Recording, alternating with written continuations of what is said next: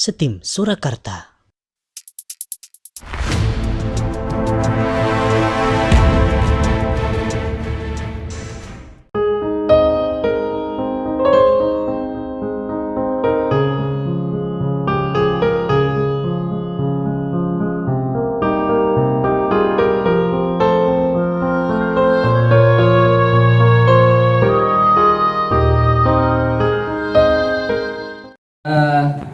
Bapak Ibu yang saya hormati, acara dilanjutkan dengan keynote speaker yang akan disampaikan langsung oleh Ketua STIM Al Ustadz Dr. Azam Sudarmadi Putra MUD SAG Syekh. Monggo dipersilahkan. SUD. Oh, adanya. Maaf.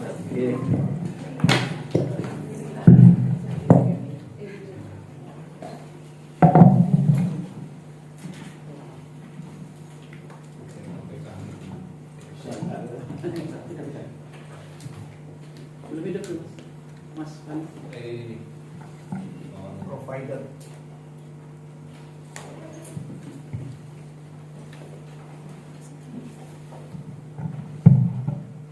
Belum hidup. Proses.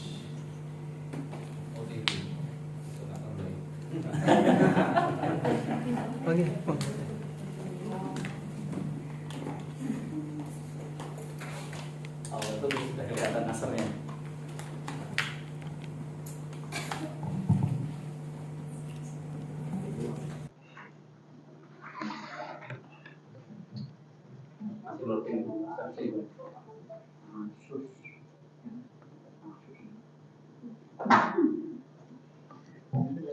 Nggak bisa deh.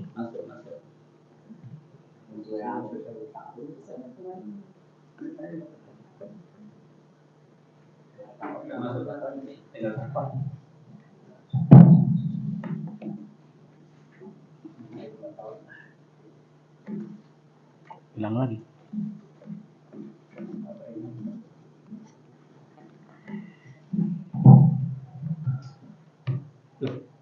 Mas Azmi, bisa nggak Mas? Kok goyang-goyang Mas? Minta ganti laptop ini. Sininya nggak bisa. Ganti laptop. Bisa ya, saya pakai laptopnya sidang skripsi.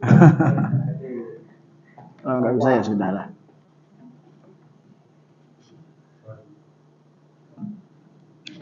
Bismillah. Terlalu tinggi ya Pak.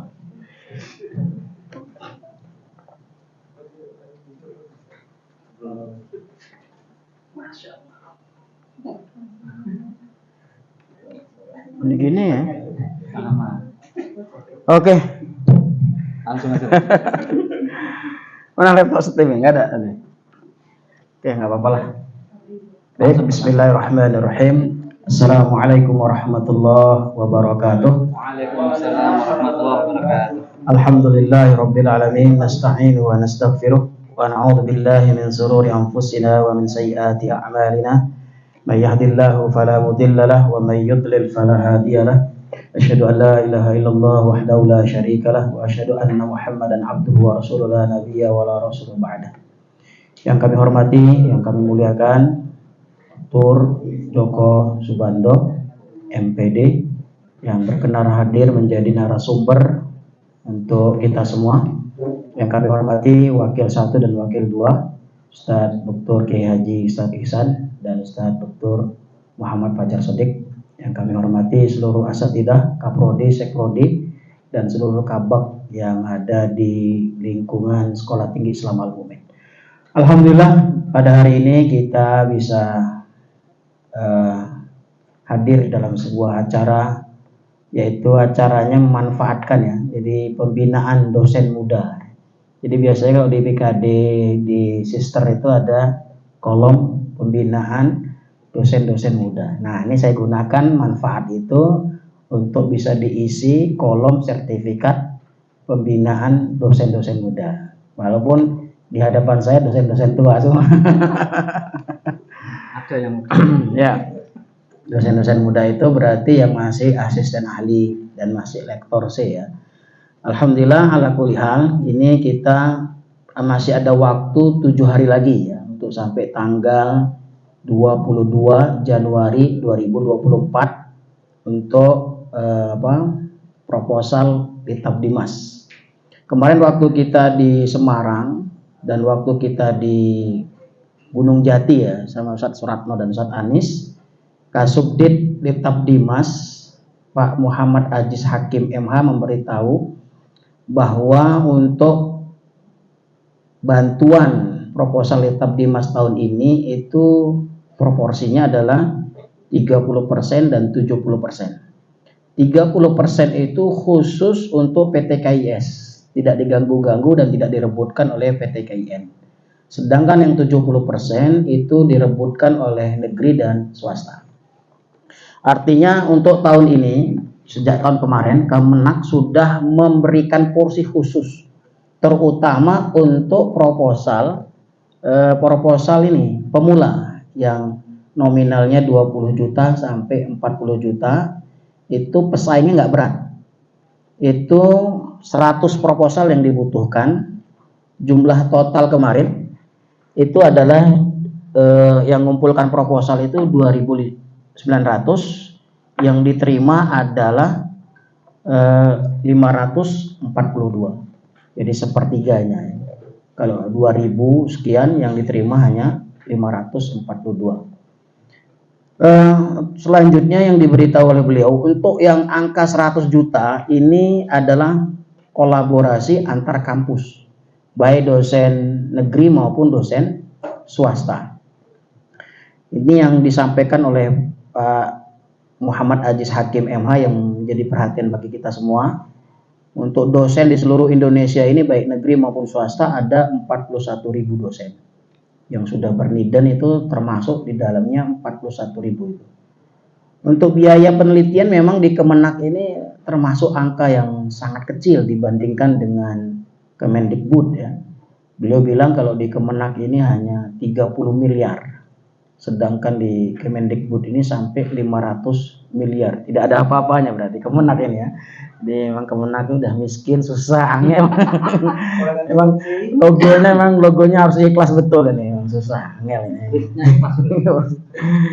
Jadi walaupun kecil dan berebut banyak orang, ya kami dari Sekolah Tinggi Islam Al Mukmin, saya selalu memberikan support terus. Bahkan di Subtim ini sudah ada SK yang tidak tertulis atau kalam Ketua Pak Dr. Joko Subando, siapapun yang namanya masuk menjadi nominator di SK Kemenak itu kita kasih, walaupun belum goal ini, baru namanya saja masuk, itu saya kasih 500.000. Masya Allah, ini walaupun namanya baru masuk, nanti waktu wawancara kalah, gagal, itu dia dapat 500.000. Itu sebagai bentuk reward untuk menghargai jasa para dosen yang sudah berjibaku siang dan malam memikirkan proposal sehingga bisa masuk nominator. Jadi kalau nama Sekolah Tinggi Islam Al Mukmin masuk di nominator itu kita bangga. Jadi dari sekian kampus di Indonesia ternyata kita masuk ya. Itu sebagai mukaddimah dari Kasubdit Kitab Dimas Muhammad Aziz Hakim. Walaupun kemarin sebagaimana yang dialami oleh Ustadz Warsito, sebelumnya juga saya mengalami sendiri di 2021 itu, sebenarnya ada tulisan layak dibiayai, tapi 1 pekan kemudian direvisi. Nah itu, usut demi usut akhirnya saya lewat jalan belakang ketemu dengan Mbak Eka yang di Semarang itu. Saya ngobrol, ternyata memang hari ini Pak bukan proposal yang bagus. Hari ini tuh yang penting lewat jalur belakang itu. Nah, itu yang luar biasanya, sangat parah berarti ya. Nah kemarin saya juga kolaborasi dengan Padang itu nggak gol karena memang nggak lewat jalur belakang. Jadi tidak ada dari depan itu istilahnya prosentase dan macam-macam. Maka kita sepakat jalur depan kita lalui, jalur belakang pun kita coba, berarti depan dan belakang. Kalau bahasa Dr. Fajar, ya Robbi, ya lobby. Malamnya tahajud, ya siangnya gerilya gitu, maksud beliau begitu. Jadi jangan hanya tahajud tapi gerilyanya enggak. Baik, yang selanjutnya tentang bahwa proposal ini yang ada macam-macam, ada klasternya ya. Jadi kalau kita perhatikan pertama di tema, jadi teman-teman bisa download SK itu tema, yang kedua jenis klaster penelitian, yang ketiga output dan outcome-nya, dan kriteria utama penilaian. Kalau kriteria penilaian itu hanya ada 5 saja yang saya baca di SK itu, yaitu yang pertama adalah keaslian, yang kedua adalah novelty, yang ketiga adalah kemanfaatan, yang keempat adalah berbasis metodologi, yang kelima adalah regulasi. Mungkin saya nggak lama-lama, intinya kan kita belajar sama Dr. Joko Subando. Baik, kiat dari saya supaya proposal yang kita buat ini nanti diterima, silahkan yang asisten ahli berkolaborasi dengan asisten ahli, yang lektor bisa kolaborasi dengan rektor, karena demikian aturan yang ternyata. Yang pertama kiatnya adalah perhatikan pengumuman. Jadi pengumuman itu kita baca, sebagus apapun proposal kita, tapi kalau kita submit tanggal 23 ya percuma. Benar gak dokter? Jadi kalau kita submit tanggal 23 Januari tidak ada manfaatnya. Tapi seadanya proposal kita, tapi kita submit tanggal 19 atau tanggal 21 Januari, itu ada kemungkinan beruntung dan tidak beruntungnya. Berarti perhatikan pengumuman. Yang kedua adalah pahami juknis dan persyaratannya. Jadi yang sudah di-share oleh Ustadz Warsito itu untuk latar belakang sekian kata, terus rumusan masalah sekian kata, metodologi yang digunakan apa, itu sudah ada, tidak boleh lebih dari sekian. Termasuk nanti kita belajar RAB-nya. Biasanya nominalnya terlalu besar dari anggaran yang ditetapkan, itu juga ditolak. Jadi kalau anggarannya 20 juta, kita ngajukan 30, itu otomatis ditolak. Tapi kalau anggarannya 20 juta, kita ngajukan 15, nanti turunnya bisa 20. Itu skema yang sering terjadi begitu. Kalau anggarannya 100 juta, kita nganggar sampai 200 juta, otomatis ditolak. Tapi kalau 100 juta, kita nganggar 75 juta, itu ada harapan diterima.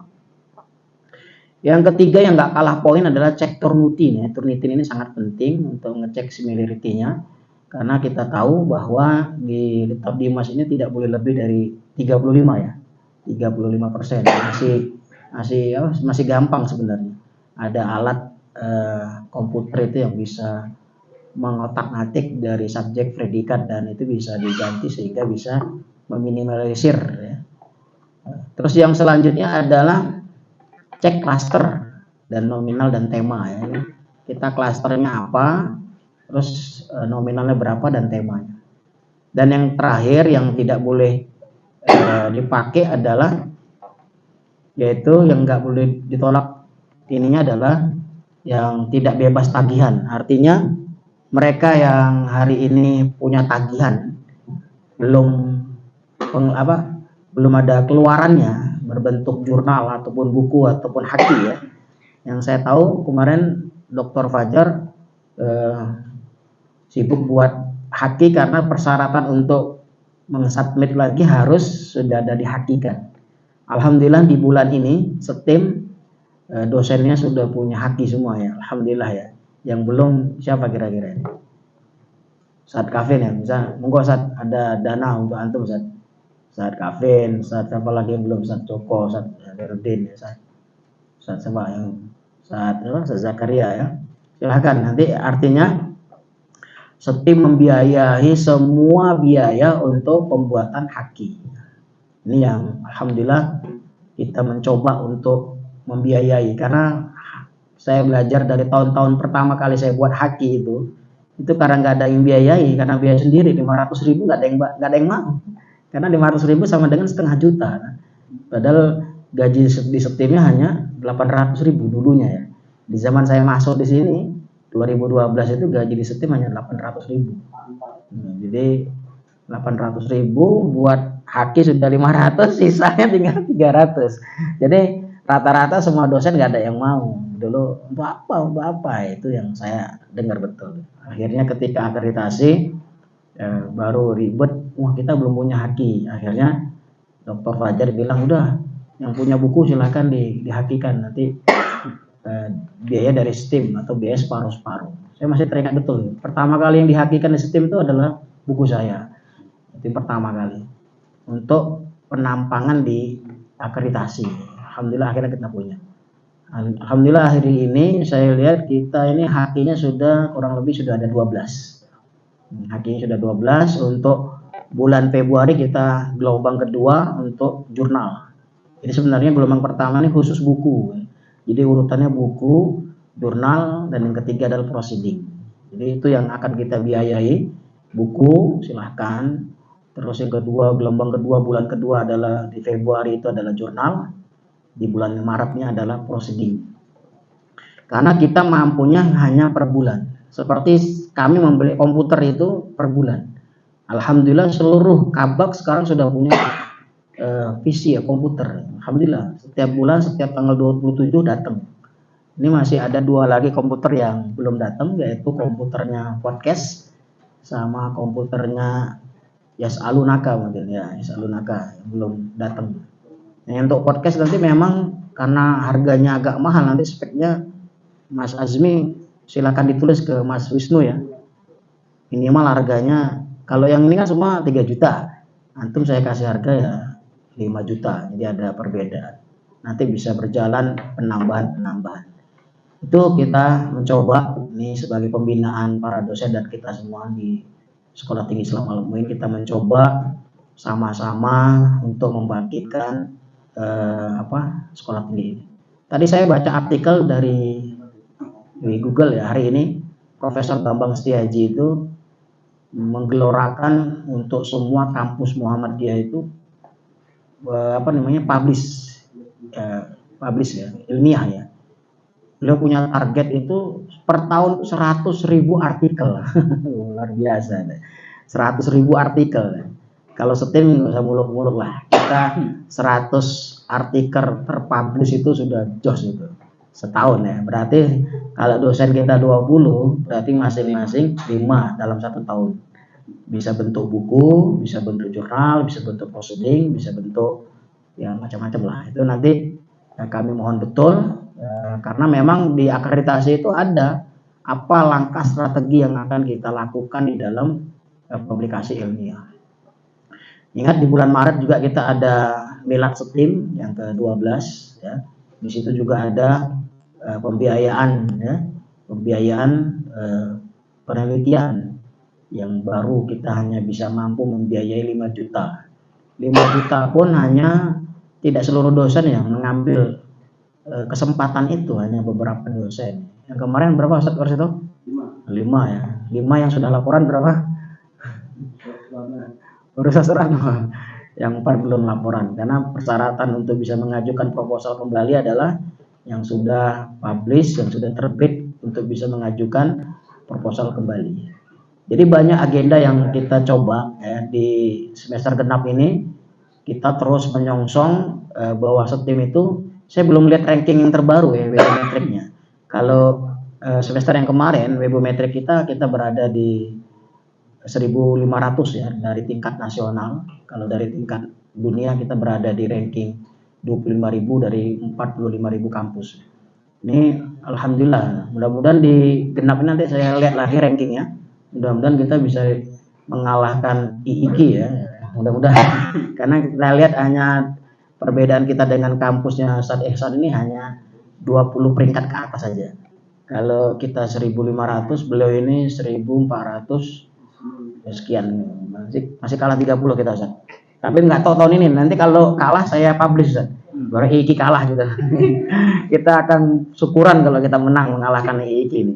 Tapi saya nggak pernah lihat IIM Ustaz. Karena saya nggak mau bersaing dengan IIM. Karena IIM saudara saya.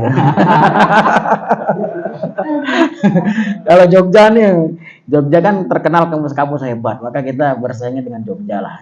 Demikian mungkin yang kami sampaikan sebagai keynote speaker dari acara ini.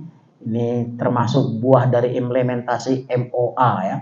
Kita sudah pernah MOU dengan IIM, maka ini buahnya Ustaz. Kalau buahnya kemarin kita seminar di IIM, maka seminar keduanya adalah di STIM. Ini sudah ada nilai plusnya. Karena kalau MO2 saja itu nggak ada nilainya Ustaz di sana, masih nilainya kosong. Maka ini sudah ada satu nilai kita dengan IIM, sudah implementasinya adalah pertukaran atau seminar bareng dalam seminar ilmiah. Demikian yang dapat kami sampaikan. Mohon maaf ini kesalahan teknis ya, tidak bisa disajikan padahal saya sudah menyiapkan makalah sejak malam ya, tapi ya karena qadarullah fa'ala wa masya'a ya sudahlah, nanti kita share di grup. Demikian yang dapat saya sampaikan. Aku qouli hada fastaghfiru innahu wal ghafurur rahim. Wassalamualaikum warahmatullahi wabarakatuh. Waalaikumsalam warahmatullahi wabarakatuh. Terima kasih Dr. Azam Sudarmadi Putra, bukan Putro tadi. Ada yang nomor atas tips-tipsnya ya, tips-tips bagaimana menembus Litab Dimas ya. Salah satunya yang harus diperhatikan adalah deadline. Nah itu kita kurang seminggu lagi. Kemudian yang kedua klaster, kita masuk klaster mana? Yang ketiga anggaran. Nah, asatidz semua yang saya muliakan, acara selanjutnya adalah ini workshop ya, yang mau bercerita tentang best practice bagaimana nembus Litab Dimas, karena beliau ya Ustadz Dr. Joko Subando MPD ini sudah berkali-kali nembus. Nah, itu. Walaupun tadi juga cerita katanya ada yang lewat belakang, katanya kita ingin lewat depan ya. Karena kalau lewat belakang itu kan haram gitu. Dubur Ustadz Anis. Jadi harus lewat depan gitu, supaya betul-betul memang berdasarkan kompetisi, bukan karena lobby tadi. Tapi ada lobby juga ya tadi yang disampaikan Ustaz Hasan. Saya mau mengenalkan narasumber kita, ya beliau adalah Dr. Joko Subando, SSI MPD, ya beliau lahir di Klaten, saudaranya Ustaz Anis, 4 Januari 1975. Sekarang pangkatnya jabatan fungsional lektor 3D. Beliau menjadi dosen di Pasca Sarjana Institut Islam Mambaul Ulum. Putranya baru 5, insya Allah akan nambah lagi, baru 5. Riwayat pendidikannya S1 di Matematika MIPA UNS, kemudian S2 Manajemen Pendidikan UMS, yang ketiga adalah PEP, Penelitian dan Evaluasi Pendidikan UNY Yogyakarta. Ya, di Jogjanya berarti saudara saya, Jogjanya itu. Kita saudara beliau nanti akan memberikan materi ya. Setelah itu nanti kita akan diskusi, atau yang ada yang sudah punya proposal yang bisa diceritakan kurang mananya kira-kira. Bimbingan langsung. Sehingga nanti masih bisa diperbaiki dari waktu seminggu ini ya, untuk perbaikan proposal dari asatidz yang ada di sini. Monggo kepada Ustadz Dr. Joko Subando untuk menyampaikan materinya. Oke, nanti setelah itu kita interaktif diskusi. Karena direkam. Nah, pakai itu ini. Ini aja.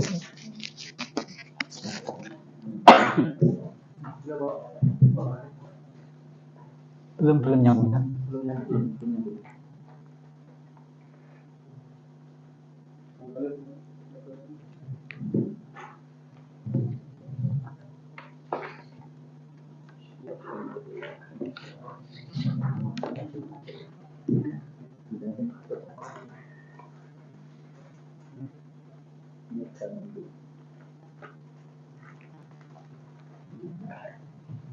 Ya, baik.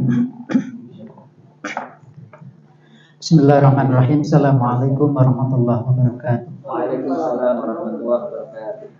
Innal hamdalillah nahmaduhu wa nasta'inuhu wa nastaghfiruhu wa na'udzu billahi min shururi anfusina wa min sayyiati a'malina. May yahdihillahu fala mudilla lahu wa may yudlil fala hadiya lahu. Asyhadu an la ilaha illallah wa la syarika lahu wa asyhadu anna Muhammadan abduhu wa rasuluhu la nabiyya wa rasuluhu. Yang kami hormati Bapak Ketua STIM, Bapak Wakil Ketua Kaprodi, Bapak Ibu dosen, tenaga kependidikan yang dirahmati Allah. Bersyukur marilah kita panjatkan kehadirat Allah Ta'ala atas limpahan rahmat barokahnya. Kesempatan siang hari ini kita bisa sharing bersama nanti terkait dengan kalau judulnya biar agak keren itu ya. Kiat sukses lolos Lirkab Dimas. Saya meluruskan bukan meluruskan atau menegaskan sekalian aja. Jadi saya pernah dapat bantuan penelitian yang ada garansinya, artinya wis toh pokoknya itu. Tapi jalurnya siapa itu nggak tahu. Karena saya anggota, tugasnya itu membuat proposal gitu. Sudah pokoknya yang penting doa, sudah nggak mau sebenarnya itu di penghujung itu wah mikirnya abad banget gitu ya. Tapi ini lalu ya sudah sampai pokoknya sawujud begitu ya. Dan saya buka di pengumuman lolos ternyata. Berarti memang kemarin itu jaminan benar gitu ya. Itu yang pernah saya alami seperti itu. Jadi tapi proses setelah itu bagaimana? Memang tugas saya itu membuat penelitian. Nah saya itu memang untuk urusan keuangan itu nggak patek saya, nggak patek begitu apa ya. Kayak bagi saya itu akademisi itu ngoyak-ngoyak kayak gitu rasanya kok gimana gitu ya. Jadi saya tidak di aspek itunya, tapi memang saya di aspek akademiknya. Jadi begitu. Itu yang pertama. Nah, yang ingin saya sampaikan nanti itu bukan itunya ya. Saya nanti tidak akan bicara itu. Karena tahun kemarin saya itu pernah mendapatkan bantuan penelitian dan PD saya itu. PD. Ini besok pasti akan lolos. PD itu. Dari awal saya sudah PD. Ini topik ini menarik, topik ini pasti di ACC ya. Lolos PD. Dan ternyata lolos benar. Lolos benar. Jadi dan tanpa apa ya jalur-jalur belakang. Jadi kalau jalur-jalur belakang itu yang tahu biasanya ketua, rektor kayak itu tahu. Tapi kalau kita yang levelnya di level-level bawah itu gak ngerti karena komunikasi itu kita jarang. Tapi bagi rektor, ketua itu mungkin tahu yang lainnya. Tapi sekali lagi Ustadz sekalian kita nanti akan bagaimana kita itu melalui jalur depan dan kita itu percaya diri, insya Allah itu nanti akan diterima. Jadi itu ya. Ya materinya kan harus meyakinkan ya. Harus meyakinkan. Harus meyakinkan itu ya. Baik, para ustadz sekalian, nanti ada dua hal, tapi kelihatannya nanti sebagian sudah dimiliki karena tadi sudah saya tanyakan. Nanti saya akan lebih best practice untuk yang pertama saja ya, untuk yang pertama. Jadi bagaimana kita itu bisa menulis artikel yang unik, menarik dan meyakinkan. Bulan Desember kemarin, kebetulan saya submit di 2 jurnal. Indeks Sintanya itu Sinta 2. Kebetulan di tempat kami di Jogja itu. Tapi di sana itu bukan karena alumni terus diterima tidak, tapi memang seleksinya begitu luar biasa. Jadi Indeks Sinta 2 di rate sama di PEP, jurnal PEP. Alhamdulillahnya di bagian latar belakang itu tidak ada komentar dari reviewer. Karena yang paling banyak komentar itu biasanya itu di bagian latar belakang itu mesti dihabisi biasanya. Kalau memang nggak clear, nggak jelas, dan nggak ada nilai kemanfaatan artikel ini dan kira-kira artikel ini nanti akan banyak diunduh orang atau tidak, itu tidak akan diloloskan. Nah, artikel yang pertama yang saya lolos itu terkait dengan instrumen pengukuran ideologi Muhammadiyah. Itu lolos dan cepat itu ya, cepat. Yang kedua itu adalah instrumen pengukuran persepsi mahasiswa syariah tentang ideologi khilafah. Nah ini dua-dua ini memang sama-sama sampai sekarang itu kalau bicara ideologi itu mesti selalu in terus dan akan digoyang, digodok lagi, dimunculkan lagi. Jadi termasuk ketika saya meneliti tentang khilafah itulah yang membuat saya itu percaya diri. Pasti besok diterima dan ternyata diterima. Jadi proposal saya yang diterima itu adalah pemetaan persepsi mahasiswa syariah di PTKIN se-Indonesia. Jadi kalau memang kita itu ingin penelitian kita itu diterima itu memang skalanya nasional. Nah, kalau skalanya nasional itu pasti akan diterima gitu. Skala penelitiannya itu skala nasional gitu. Atau kalau nggak nasional ya regional lah minimal gitu ya, regional itu Jawa Tengah. Tapi kalau hanya di satu sekolahan, nah itu untuk pemula. Nah, jadi gitu. Skripsi aja sekarang itu tesis saja itu kan sudah kecamatan, sudah gitu ya. Ya, kecamatan. Jadi kalau di Litab Dimas ini memang skala-skalanya itu adalah skala-skala nasional, itu yang membuat akhirnya diterima. Sehingga kemarin itu Pak Ustadz sekalian pede itu, wah yakin itu ya. Apalagi saat itu memang sedang ya memang hangat-hangat juga gitu ya. Jadi topik-topik itu hangat. Jadi ide-ide seperti ini kan selalu digoreng lagi, dimunculkan lagi, sehingga selalu ketika dingin nanti akan hangat lagi. Nah, jadi memang begitu. Nah itu oleh karena itu sebagai sebagai kiat yang pertama, ambillah topik yang memang itu menarik. Ya, topik itu menarik. Jarang sekali saya penelitian Litab Dinas itu yang sesama bidang ilmu. Ya, jadi biasanya itu saya itu kolaborasi dengan orang yang beda ilmu. Nah, saya ahli metodologi penelitian di PIP, ya, statistik dan metodologi penelitian, sehingga banyak proposal dan penelitian saya itu statistik. Tapi ketika kemampuan saya di bidang statistik hanya untuk ngurusi statistik, nilai kemanfaatannya kurang. Tapi ketika saya bergabung dengan orang dakwah, akhirnya saya bisa meneliti tentang kekuatan ideologi Muhammadiyah. Ketika saya berkolaborasi dengan orang-orang syariah, maka saya bisa meneliti terkait dengan kekuatan persepsi mahasiswa syariah tentang khilafah. Nah, jadi ketika berkolaborasi seperti itu, sehingga nanti topik penelitian kita itu menjadi topik penelitian yang unik. Itu yang pertama dari sisi topiknya. Kemudian diharapkan itu punya kontribusi besar. Ini nggak jelas ya. Jadi ketika saya membuat slide ini, ya, laporan penelitian saya ini masih statusnya pelaporan di sini ya. Ini masih pelaporan. Tapi tadi pagi ketika saya mencoba untuk cek, mengkonekkan ini biar nanti saya menjelaskan lebih mudah, ini statusnya sudah selesai. Ya, sudah selesai. Artinya sudah selesai, berarti moga-moga harapannya besok itu diterima. Gitu.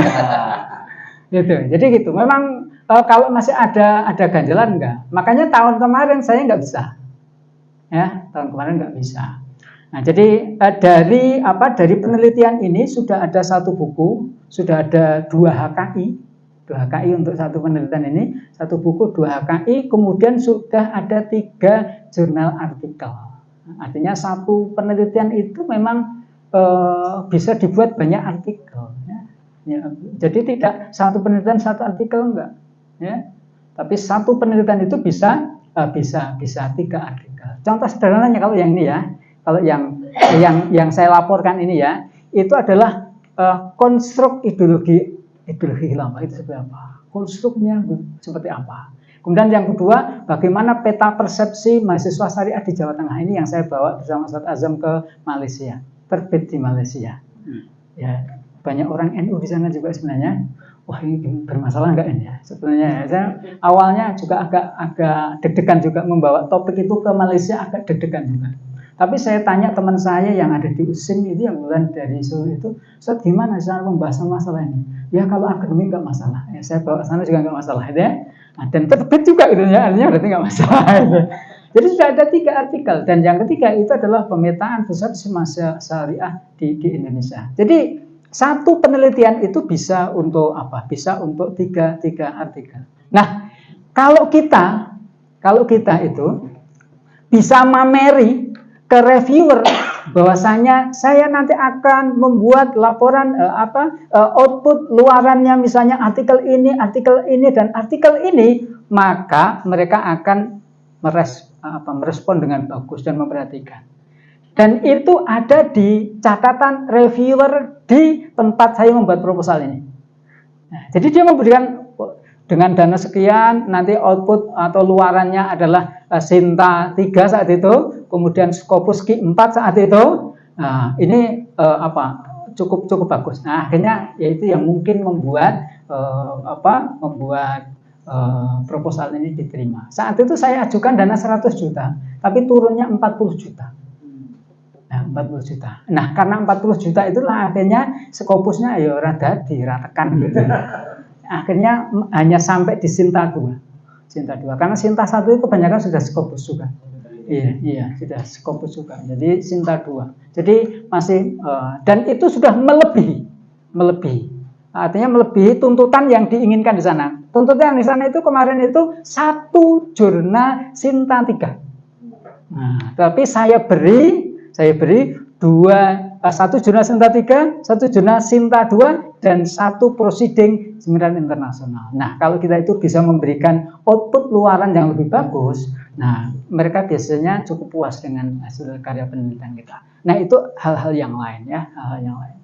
Jadi itu ini topiknya kalau bisa memiliki kontribusi yang besar. Nah, saat ini para ustadz sekalian, saya sudah submit ya di tahun 2024, saya sudah submit di Litab Dimas. Yang saya angkat itu terkait dengan pengembangan alat ukur kekuatan ideologi azwaja.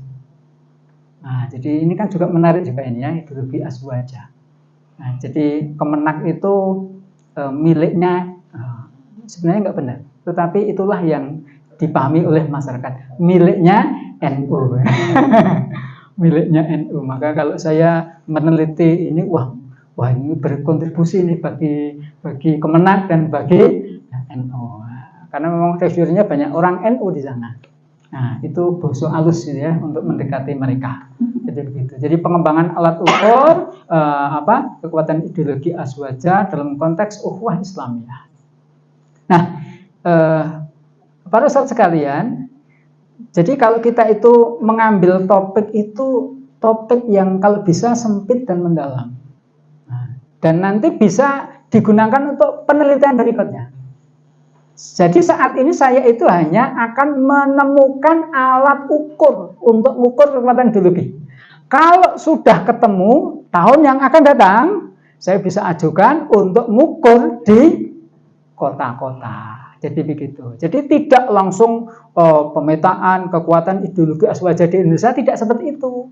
Kalau seperti itu penelitiannya terlalu besar dan reviewer itu tahu persis karena kebanyakan mereka itu profesor.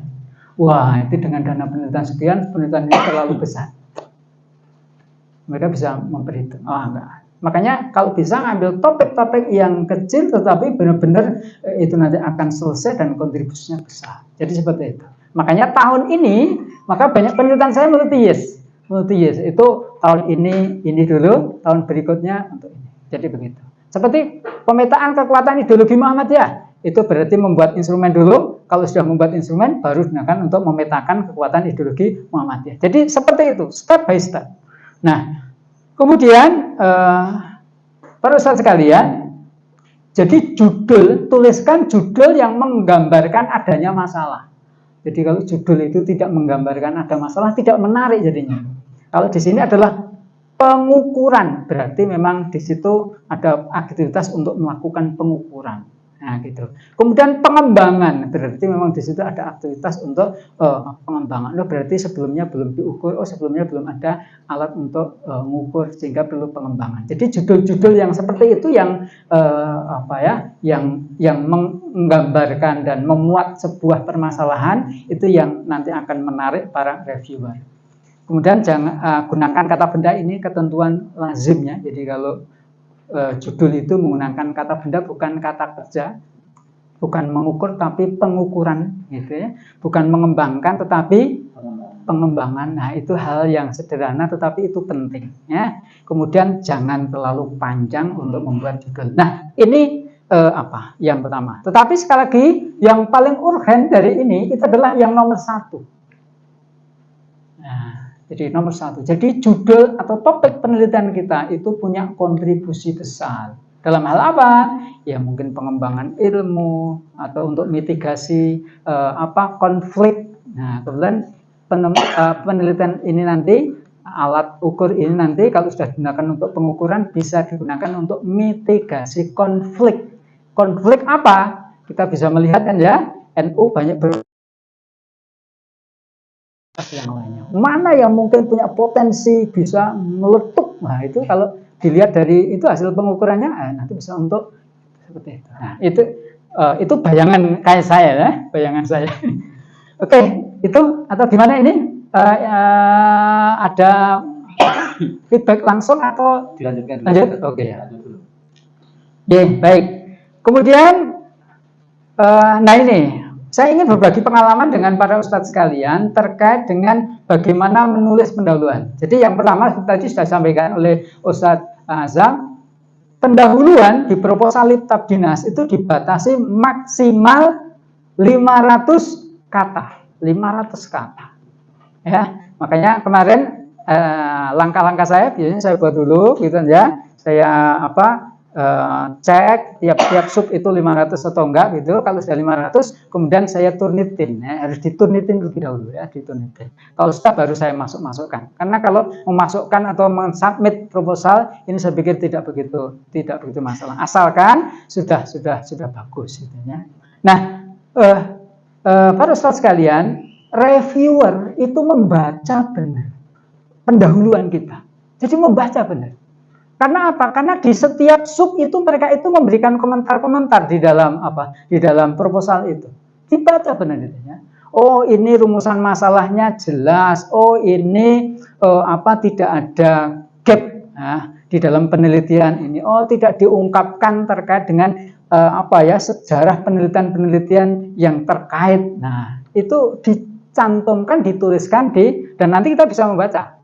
Nah, kita bisa membaca di reviewernya proposal kita itu bisa kita baca. Oleh karena itu, kalau saya boleh memberikan semacam tips, ini tidak ada teori yang tapi saya di Creswell itu ada. Mungkin kalau para ustadz sekalian yang pernah membaca buku metodologi penelitian kualitatif yang cukup populer, Creswell itu mengajari kita bagaimana cara membuat latar belakang penelitian yang bagus. Kurang lebih nanti seperti ini. Jadi ungkapkan fakta terkait dengan topik penelitian, kemudian tuliskan penelitian-penelitian terdahulu yang terkait dengan topik kita. Dan kita harus berani mengatakan bahwasanya yang akan kita teliti ini belum ada penelitian sebelumnya. Ini penting. Ya. Jadi saya kemarin di komentari sama reviewer dari Jogja, apa benar bahwasanya ini belum ada penelitian terdahulunya? Itu, iya, itu dikomentari. Apa benar? Ya saya pastikan untuk itu tidak ada. Jadi memang itu kuncinya sebenarnya. Kalau belum ada, ya atas dasar pertimbangan itu kita meneliti. Kalau sudah ada, mengapa harus diteliti? Nah, statement itu statement yang kata kunci. Nah, gimana kalau misalnya agak mirip-mirip? Ya, katakan saja kemiripannya di mana, kemudian kekurangannya di mana, dan disitulah kita itu mengisi kekurangan dari penelitian yang sudah ada. Nah, jadi gitu. Jadi kita harus berani mengatakan belum ada penelitian itu.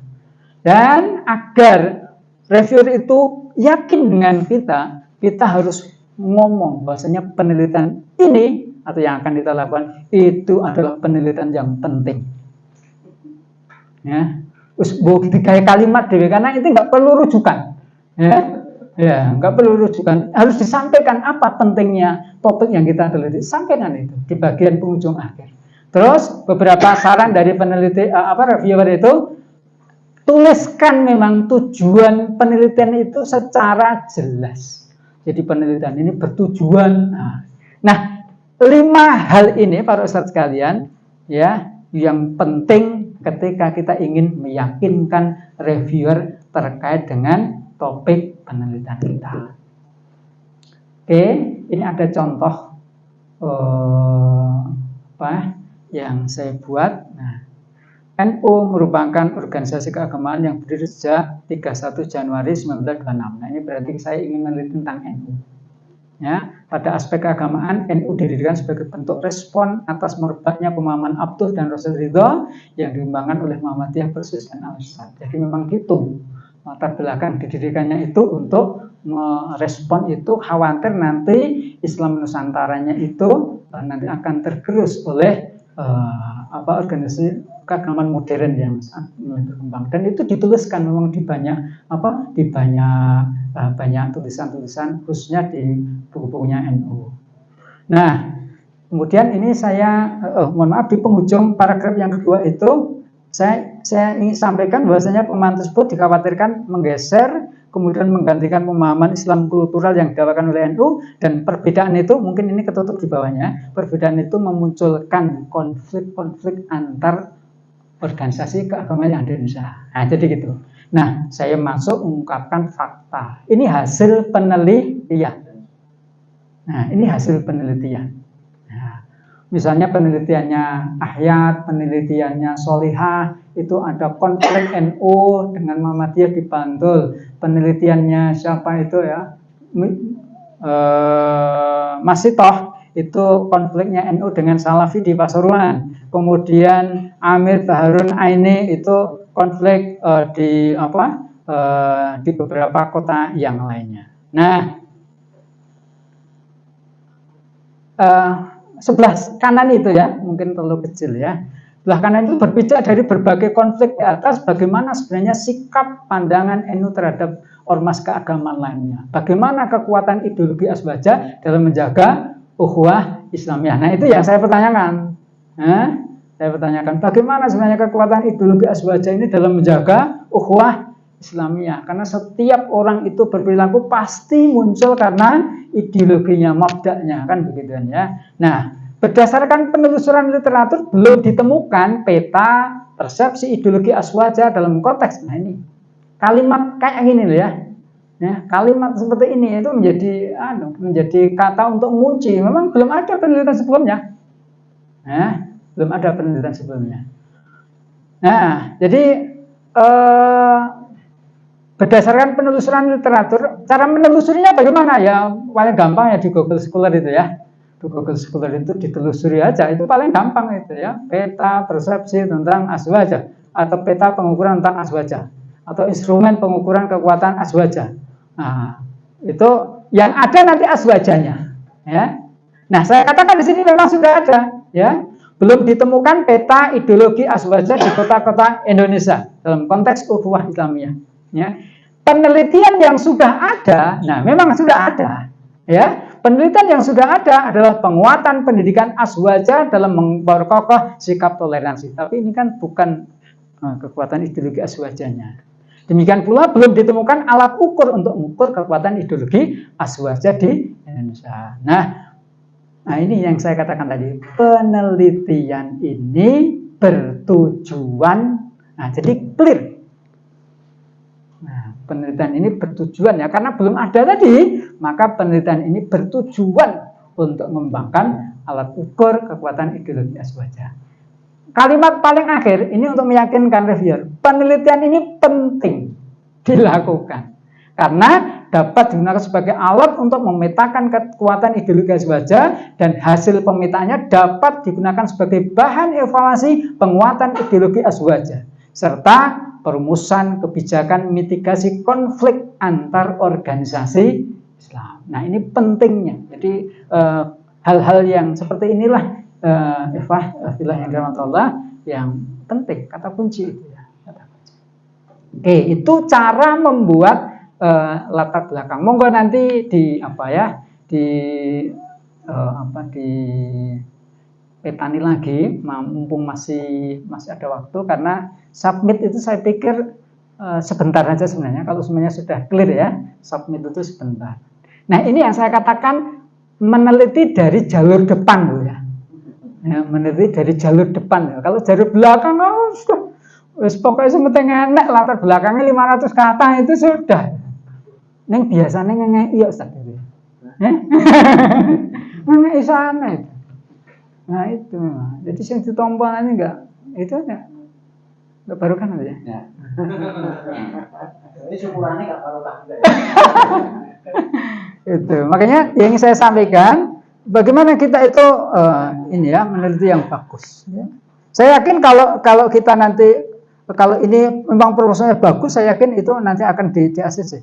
Kalau ini memang bagus nanti akan di ACC. Oke ya, gitu ya. Nah, sekarang metodologi penelitian. Tadi menjadi indikator di dalam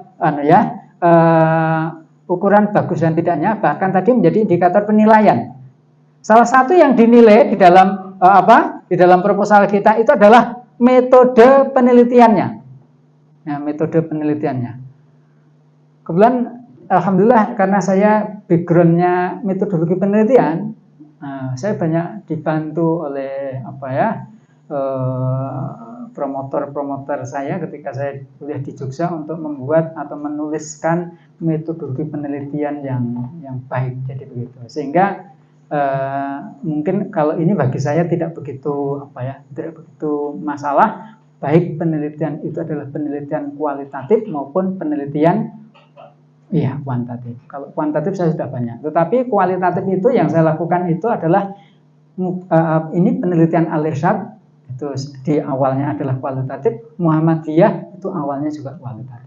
Jadi diteliti dulu ideologinya Al-Irsyad seperti apa itu secara penelitian kualitatif, kemudian Muhammadiyah juga saya teliti seperti itu. Nah, hasilnya seperti yang sudah saya publish di jurnal-jurnal. Ya, jadi mungkin kalau diketik konstruksi ideologi Al-Irsyad atau construction, ya, tulisan saya itu sudah dimuat itu. Gitu. Namun hal yang penting dan berdasarkan pengalaman saya direview oleh reviewer di jurnal itu, ya, itu intinya itu adalah di nomor 2, 3, 4. Ya, nomor 1 tetapi tidak begitu urgen. Jadi penelitian ini penelitian apa? Kualitatif atau kuantitatif. Ini adalah penelitian pengembangan. Jadi kan ada klaster pengembangan. Nah, saya ini yang saya kirim ini adalah klaster kolaborasi, tapi yang topik-topik pengembangan. Ya, saya kolaborasi dengan orang NU. Nah, jadi karena ini bicaranya terkait dengan ideologi Aswaja, sehingga saya harus kolaborasi dengan orang atau sekolah tinggi NU gitu. Kemudian peneliti keduanya juga orang NU, sehingga saya nanti tidak ngos-ngosan meneliti itu, saya hanya hitung-hitungannya aja. Jadi para ustadz sekalian, tuliskan nanti pendekatan penelitiannya. Kemudian inti dari metode penelitian itu sebenarnya langkah-langkah penelitiannya. Ya, langkah-langkah penelitiannya. Jadi cara menelitinya bagaimana? Itu. Kemudian di dalam tiap langkah itu kira-kira instrumennya itu apa? Kemudian informan atau sampel populasinya itu siapa? Kemudian teknik mengumpulkan datanya bagaimana? Kemudian teknik analisisnya itu bagaimana? Di tiap-tiap langkah itu. Itulah ilmu yang saya dapatkan ketika saya kuliah di metodologi penelitian di UNJ. Ya. Jadi bahkan saya itu, atau kalau kita itu yang kuliah di Jogja itu dibiasakan. Nomor 1 itu rumusan masalahnya apa? Misalnya kalau kita itu misalnya penelitian itu, ya, ada 2 rumusan masalah. Rumusan masalah nomor 1 itu kira-kira data yang dibutuhkan apa? Cara mengumpulkannya bagaimana? Alatnya apa? Kalau sudah terkumpul nanti teknik menganalisisnya bagaimana? Itu untuk tiap masalah.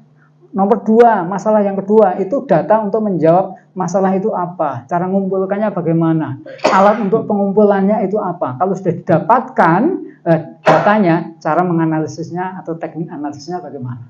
Jadi ketika kita itu bisa step by step itu menjelaskan di situ, insya Allah nanti akan mudah orang itu membacanya. Ya, hasilnya nanti seperti apa itu. Karena memang dikomentari. Oke, baik. Contohnya dulu ya. Contohnya ini tadi lupa tidak saya masukkan. Ini proposal saya yang 2024 ya, 2024 yang sudah di ACC ya. Jadi pengukuran persepsi mahasiswa syariah tentang khilafah di perguruan tinggi agama Islam negeri. Jadi yang saya teliti di negeri. Mengapa kok STEM tidak? Nah, jadi begitu. Sebenarnya enak ya di sini langsung untuk data gitu ya. Tapi yang saya teliti itu adalah di negeri. Oke, saya tunjukkan metode penelitiannya. Oke, penelitian terdahulu, metode penelitiannya. Oke, sebentar. Nah, ini. Karena ini adalah penelitian sudah survei ya, penelitian survei, maka seperti lazimnya penelitian survei ya, pendekatan penelitiannya apa, sampel populasinya siapa, kemudian teknik mengambil sampelnya itu bagaimana, kemudian alasan memilih tempat tersebut diteliti itu karena apa. Nah, itu perlu diungkapkan di sini. Kalau ini penelitian penelitian kuantitatif ya, jadi seperti itu. Alasan-alasannya apa, mengapa kok Aceh dipilih. Nah, jadi kan ini purposive sampling. Mengapa kok Aceh itu dipilih? Nah, penelitian survei itu ternyata nggak gampang. Orang Aceh itu, saya itu menghubungi, sudah saya ceritakan Ustadz Azam ini. Saya itu menghubungi 100 orang Aceh, cukup banyak sekali di HP saya itu. Tapi yang ngisi angket itu hanya 3 orang. Iya, saya itu kalau pagi itu ya, itu hanya WA-nya itu ya. Wah, kemarin belum dijawab, tak WA lagi. Enggak dijawab lagi tuh, enggak ngisi lagi. Sampai saya tanya kepada orang yang ngisi itu. Mbak kebetulan mahasiswa. Mbak, sebenarnya apa sih kalimat yang saya harus hindari ketika saya ketemu orang Aceh itu? Oh, enggak ada itu, Pak. Tapi mengapa kok 100 orang Aceh yang saya hubungi hanya 3 orang yang mau mengisi itu? Enggak ada itu, Pak. Enggak ada, itu susah gitu ya. Ustadz Azam ini yang tahu kan. Kita ini akhirnya dapatkan pengalaman seperti itu ya. Jadi inilah nanti yang menjadi keterbatasan. Keterbatasan penelitian itu bukan karena terbatasnya waktu kita ketika meneliti, tapi yang namanya keterbatasan penelitian itu adalah kendala ketika kita itu meneliti. Misalnya respondennya itu menutup diri. Nah, itu namanya keterbatasan penelitian. Jadi bukan terbatasnya dana, waktu. Nah, dalam skripsi kan biasanya gitu ya. Tapi sebenarnya keterbatasan penelitian itu kendala ketika kita itu meneliti itu apa? Oh, ternyata respondennya itu menutup diri, itu keterbatasan. Dan itu saya sampaikan. Nah, teknik pengumpulan data, jadi seperti ini. Oke, ini contoh proposal yang tadi ya, yang lulus. Nah, ini yang saya ajukan ya, metodologinya seperti ini ya. Jadi metodologi. Nah, ini. Karena penelitiannya pengembangan. Nah, saya jelaskan step by stepnya. Nah, jadi gitu. Jadi penelitian ini merupakan penelitian pengembangan yang mengadaptasi model penelitian ADDIE. Nah, ADDIE itu kan langkah-langkah penelitian pengembangan. Ada analysis, design, development, implementation, dan evaluation. Nah, di tahap analisis apa yang saya lakukan? Pada tahap ini kegiatan yang dilakukan adalah penelitian pendahuluan. Yang diteliti lebih mendalam adalah analisis dari buku-buku dan artikel terkait azwaja. Jadi saya meneliti bukunya azwaja, saya meneliti artikel terkait dengan azwaja. Kemudian hasil yang diharapkan apa? Hasil yang diharapkan adalah konstruk ideologi azwaja. Nah, jadi gitu. Jadi setiap tahap ini hasil yang ini diharapkan apa? Kemudian pada desain tahap ini kegiatan yang dilakukan adalah merancang alat ukur untuk menemukan aspek pengukuran calon responden, menentukan aspek pengukuran calon responden atau pengguna dan skala pengukurannya. Hasil yang diharapkan adalah prototipe dari alat ukur itu. Nah, jadi itu kegiatan-kegiatan yang dilakukannya apa? Dan lain sebagainya. Nah, termasuk ini sumber penelitiannya.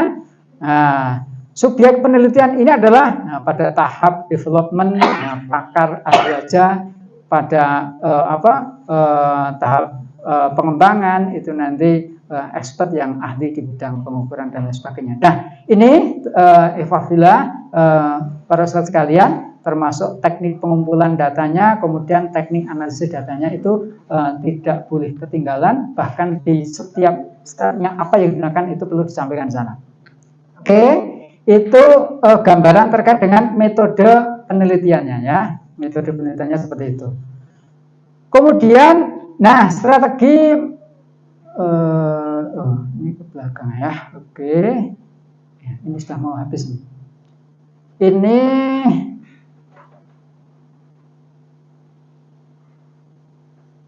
oke, menulis rencana pembahasan. Di proposal itu ada sub terkait dengan rencana pembahasan. Ya, rencana pembahasan. Nah, para ustadz sekalian, poin yang paling belakang ini sebenarnya bukan rencana pembahasan, tetapi tahun kemarin saya munculkan dan dikomentari dan itu yang membantu saya, akhirnya mungkin ya, akhirnya lolos itu seperti itu. Penelitian ini diharapkan memberikan outcome berupa buku monograf. Jadi sederhananya, saya menjanjikan hasil penelitian ini nanti buku. Ya, buku monograf, ya, artikel tentang konstruk ideologi, ya, sintatika. Kemudian artikel pengembangan instrumen terindeks Scopus, karena memang kolaborasi itu nanti luarannya harus bentuk artikel terindeks Scopus. Kemudian alat ukur kekuatan ideologi aswaja yang tersertifikasi HKI. Jadi besok outcome saya itu ada satu buku, kemudian 2 artikel dan 1 HKI. Nah, itu penting disampaikan di sini. Karena realitasnya kemarin itu dikomentari, wah bagus ini kalau besok luarannya gitu. Padahal sebenarnya pembahasannya adalah rencana pembahasan. Mengapa kok itu saya tetap ngotot untuk ditayangkan? Itu karena kalau proposal-proposal di Kemenristek-Dikbud itu justru itu yang diinginkan. Cuma di Kemenak, di Diktis itu nggak ada kolom khususnya. Nggak ada kolom khususnya. Sehingga saya masukkan di sini rencana pembahasan dan rencana luaran.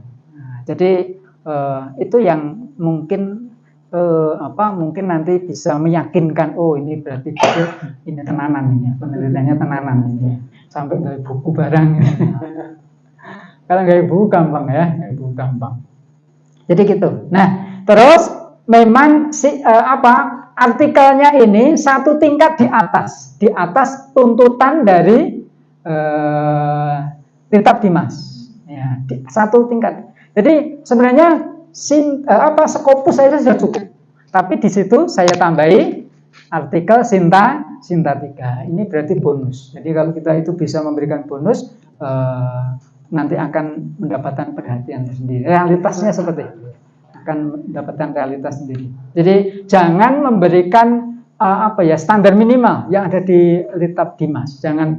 Jadi kalau misalnya di Kitab Dimas misalnya pemula itu Sinta 5-6, jenengan tuliskan Sinta 4 gitu. Nah itu kan KCL gak pakai. Nah, jadi gitu. Demikian juga di sini ya. Jadi Scopus saya tambahi Sinta 3. Jadi begitu.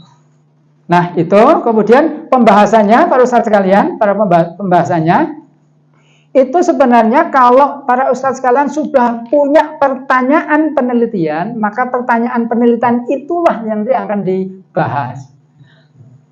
Jadi ada rumusan masalah dan ada pertanyaan penelitian. Nah, bedanya apa? Bedanya pertanyaan penelitian itu adalah detail penelitian setelah sebelumnya ada landasan teori.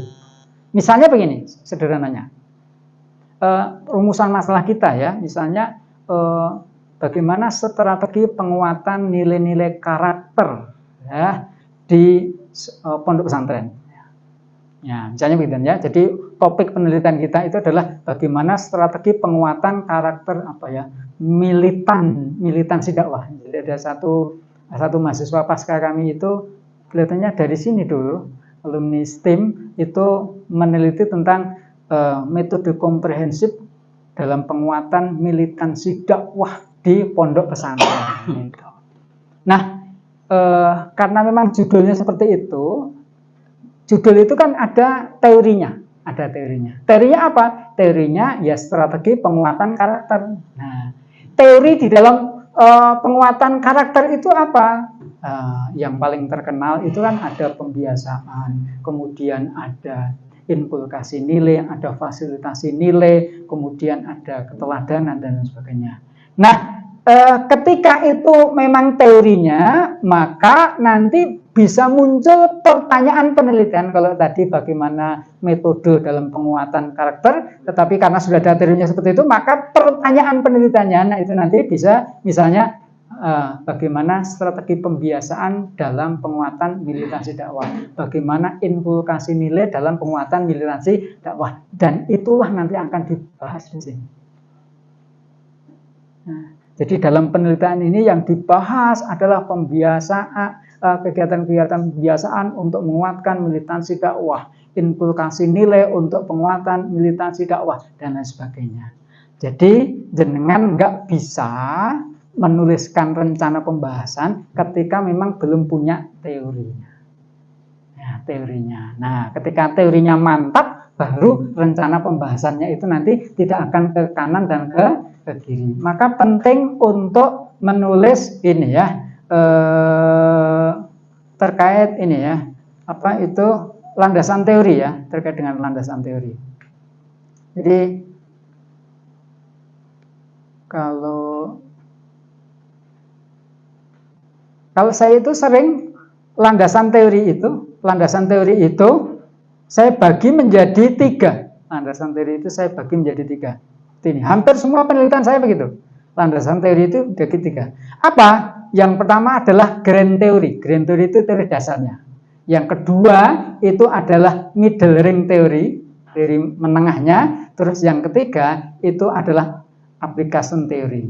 Nah, jadi seperti itu. Middle ring teori, application teori, sama grand teori, teori ideologinya. Itu kalau ini mungkin, mohon maaf, ini nguyai Ustadz Azam ini. Biasanya yang sudah S3 itu biasanya tanya itu, ini apa ini grand teorinya? Apa ini? Ini middle ring teorinya apa ini? Jadi saya mengadopsi ketika saya kuliah di S3 kemarin. Jadi setiap penelitian-penelitian yang terakhir itu mesti ada seperti itu. Grand teorinya apa? Ya teori ideologi. Semua penelitian saya kan ideologi. Teori ideologi. Ideologi itu apa? Seperangkat pemahaman dan keyakinan, ya, gitu ya, yang berisi pandangan hidup, kemudian pedoman hidup dan strategi untuk mewujudkan cita-cita hidup. Itu adalah grand teori. Nah, ketika saya meneliti Al-Irsyad, ya bagaimana pandangan hidup di Al-Irsyad, bagaimana pedoman hidup sebagai warga Al-Irsyad, bagaimana strategi Al-Irsyad untuk mewujudkan cita-cita Al-Irsyad. Ketika saya meneliti Muhammadiyah, sama. Ya, sebenarnya apa pandangan hidup di Muhammadiyah? Apa pedoman hidup Islami warga Muhammadiyah? Apa atau bagaimana strategi? Nah, itu berarti digunakan untuk ini, untuk middle ring teori ini. Sehingga nanti ada ideologi Muhammadiyah, ideologi Al-Irsyad berdasarkan bingkai grand teori yang sudah kita tetapkan. Terus sekalian, ini penting untuk meyakinkan reviewer. Ya, ketika dia itu membaca, dia itu bisa membaca. Alat kita, teori itu kan alat untuk ngupas masalah. Ya, untuk ngupas masalah. Ini kira-kira cukup enggak ini teori ini digunakan untuk ngupas masalah? Ya, oh masalahnya ada 3. Untuk nomor 1 itu kira-kira menggunakan teori yang mana? Itu reviewer itu bisa membaca. Ya, bisa membaca. Nah, jadi gitu. Jadi ini adalah middle ring teori. Kemudian ada application theory. Application theory itu kebanyakan untuk teori-teori pengembangan, ya. Untuk teori pengembangan itu. Kalau enggak pengembangan itu biasanya hanya grand theory sama middle ring theory. Jadi seperti itu. Nah, Ibu yang dirahmati Allah. Jadi seperti ini ya. Application theory itu berarti bagaimana cara mengukur sikap. Nah, ada ini masuk ilmu-ilmu psikologi. Jadi misalnya cara menyusun instrumen yang bisa mengungkap persepsi seorang terhadap sebuah ideologi itu seperti apa. Nah, itu menjadi sebuah teori, namanya teori aplikasi. Nah, ini digunakan untuk mengembangkan instrumen tadi. Nah, itu jadi teori kalau bisa ada grand teori, kalau minimal ada 2 ya, ada 2. Jadi teori dasarnya dan teori menengahnya yang digunakan untuk mengupas permasalahan tempat panjenengan itu meneliti atau topik penelitian. Tidak harus sampai application teori, kecuali kalau memang itu nanti sudah ada pengembangan. Nah, ini dikemas dalam susunan kata maksimal 500 kata. Maksimal 500 kata. Kalau kelebihan ya nanti ditolak. Jadi begitu. Oke, begitu. Kemudian ini yang terakhir ya, yang terakhir itu terkait dengan strategi menulis daftar pustaka. Jadi disarankan para ustadz sekalian menggunakan manajemen referensi, entah itu Mendeley, kelihatannya dulu pernah penelitian Mendeley sudah. Nah, Mendeley, Zotero atau kalau saya EndNote itu. Jadi itu kemudian edit dan pastikan sesuai dengan ketentuan yang diharapkan. Jadi kalau di ini APA ya gunakan APA. Jadi ini beberapa contoh para ustadz sekalian. Saya pernah, jadi kalau di publikasi di Indonesia itu daftar pustaka jarang sekali diteliti secara detail, itu jarang sekali. Tetapi Januari ini saya publikasi saya di Scopus Q3. Itu hampir dari atas sampai bawah daftar pustaka saya itu direvisi. Mohon maaf, kurang titik itu nggak mau memberi titik mereka itu. Ya kurang titik ya, kurang titik itu nggak mau memberi titik itu ya. Itu. Jadi detail sekali. Nah, dari situlah akhirnya saya mendapatkan ilmu gitu. Ya, saya dapat ilmu bagaimana menulis sebuah daftar pustaka itu dari sini. Karena direview panjang sekali. Oh, ternyata kalau misalnya di EPA ya, kalau nama itu nama depan itu disingkat. Kalau saya Joko Subanto berarti Subanto, J titik. Nah, kurang titik misalnya gitu ya, langsung spasi itu kurang. Nah, kurang titik itu di komentari kurang titik di blok kuning itu. Di sini kurang titik gitu. Kurang titik padahal mungkin dia menunggu titik saya itu 2 minggu loh ya. Ya, tetapi enggak, memang dia itu ngajari itu. Jadi saya dapat ilmu itu, dapat ilmu. Kemudian kalau itu jurnal ya, nama artikel ini yang melekat di sini ya. Nama artikel itu tidak H-word, tidak huruf besar setiap kata itu tidak, tetapi sentence case.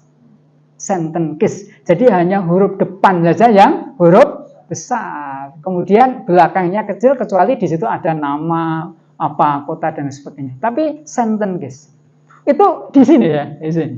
Nah, yang H-word, yang huruf besarnya setiap H-word huruf besarnya setiap kata, awal kata itu yang nama jurnal. Nah, itu sebenarnya ilmunya gitu. Nama jurnal itu huruf besar setiap kata dan dicetak miring sampai ke volume. Nah, orang kadang-kadang nggak memperhatikan kalau 14 itu mestinya harus miring itu, volume 14. Kemudian yang nomornya itu tegak. Jadi itu tahu ini miring sampai sini. Ini belum dimiringkan, itu dikomentari. Nah, itu. Nah, habis itu halaman. Kalau belum ada halaman ya suruh mencari ini di artikel ini halamannya berapa. Habis itu biasanya link. Kalau itu biasanya link. Tapi sekali lagi kalau di jurnal-jurnal atau kemarin ya di reviewer proposal saya itu tidak begitu detail. Jadi nggak perlu resource ya. Nggak perlu resource, yang penting lengkap dan betul. Enak gitu loh. Enak ya, minimal enak. Ya, jadi begitu. Ya, itu para ustadz sekalian hal yang mungkin bisa saya sampaikan, dan karena tadi sudah punya akun Litab Dimas, saya pikir nanti tinggal dicermati, mungkin memperhatikan, oh ya ini kalau nanti ada kesulitan, kalau Ustadz Azam ya mungkin komunikasi bisa. Ya, kalau di Mbak Ika atau kalau saya itu biasanya Mas Abrohul, jadi di Jakarta itu yang kemarin presentasi itu ya, Mas Abrohul itu saya WA, Mas ini saya sedang submit ini, minta tolong dicek gitu ya. Teman saya ada yang belum punya akun, itu hanya dalam hitungan menit kemudian langsung sudah buat akun cepet banget kemarin itu langsung set, wah ini. Jadi hal seperti itu saya pikir ini kan nggak apa-apa seperti itu ya. Nggak apa. Nah, itu. Itu kemudian setiap sub dalam proposal itu maksimal 500 kata, kemudian pastikan jumlah peneliti sesuai, sebab kalau nanti penelitinya kurang itu tambah peneliti itu, minta tambah peneliti. Dan kita bisa menambahkan peneliti kalau dia sudah punya akun Litab Dimas. Jadi begitu. Kemudian pastikan jumlah pengajuan anggaran sesuai dengan pedoman. Jadi maksimal kalau kolaborasi itu 100 juta, kalau interdisipliner itu maksimal 40 ya. Tapi sekali lagi pengajuan kita itu biasanya tidak pernah dipenuhi maksimal.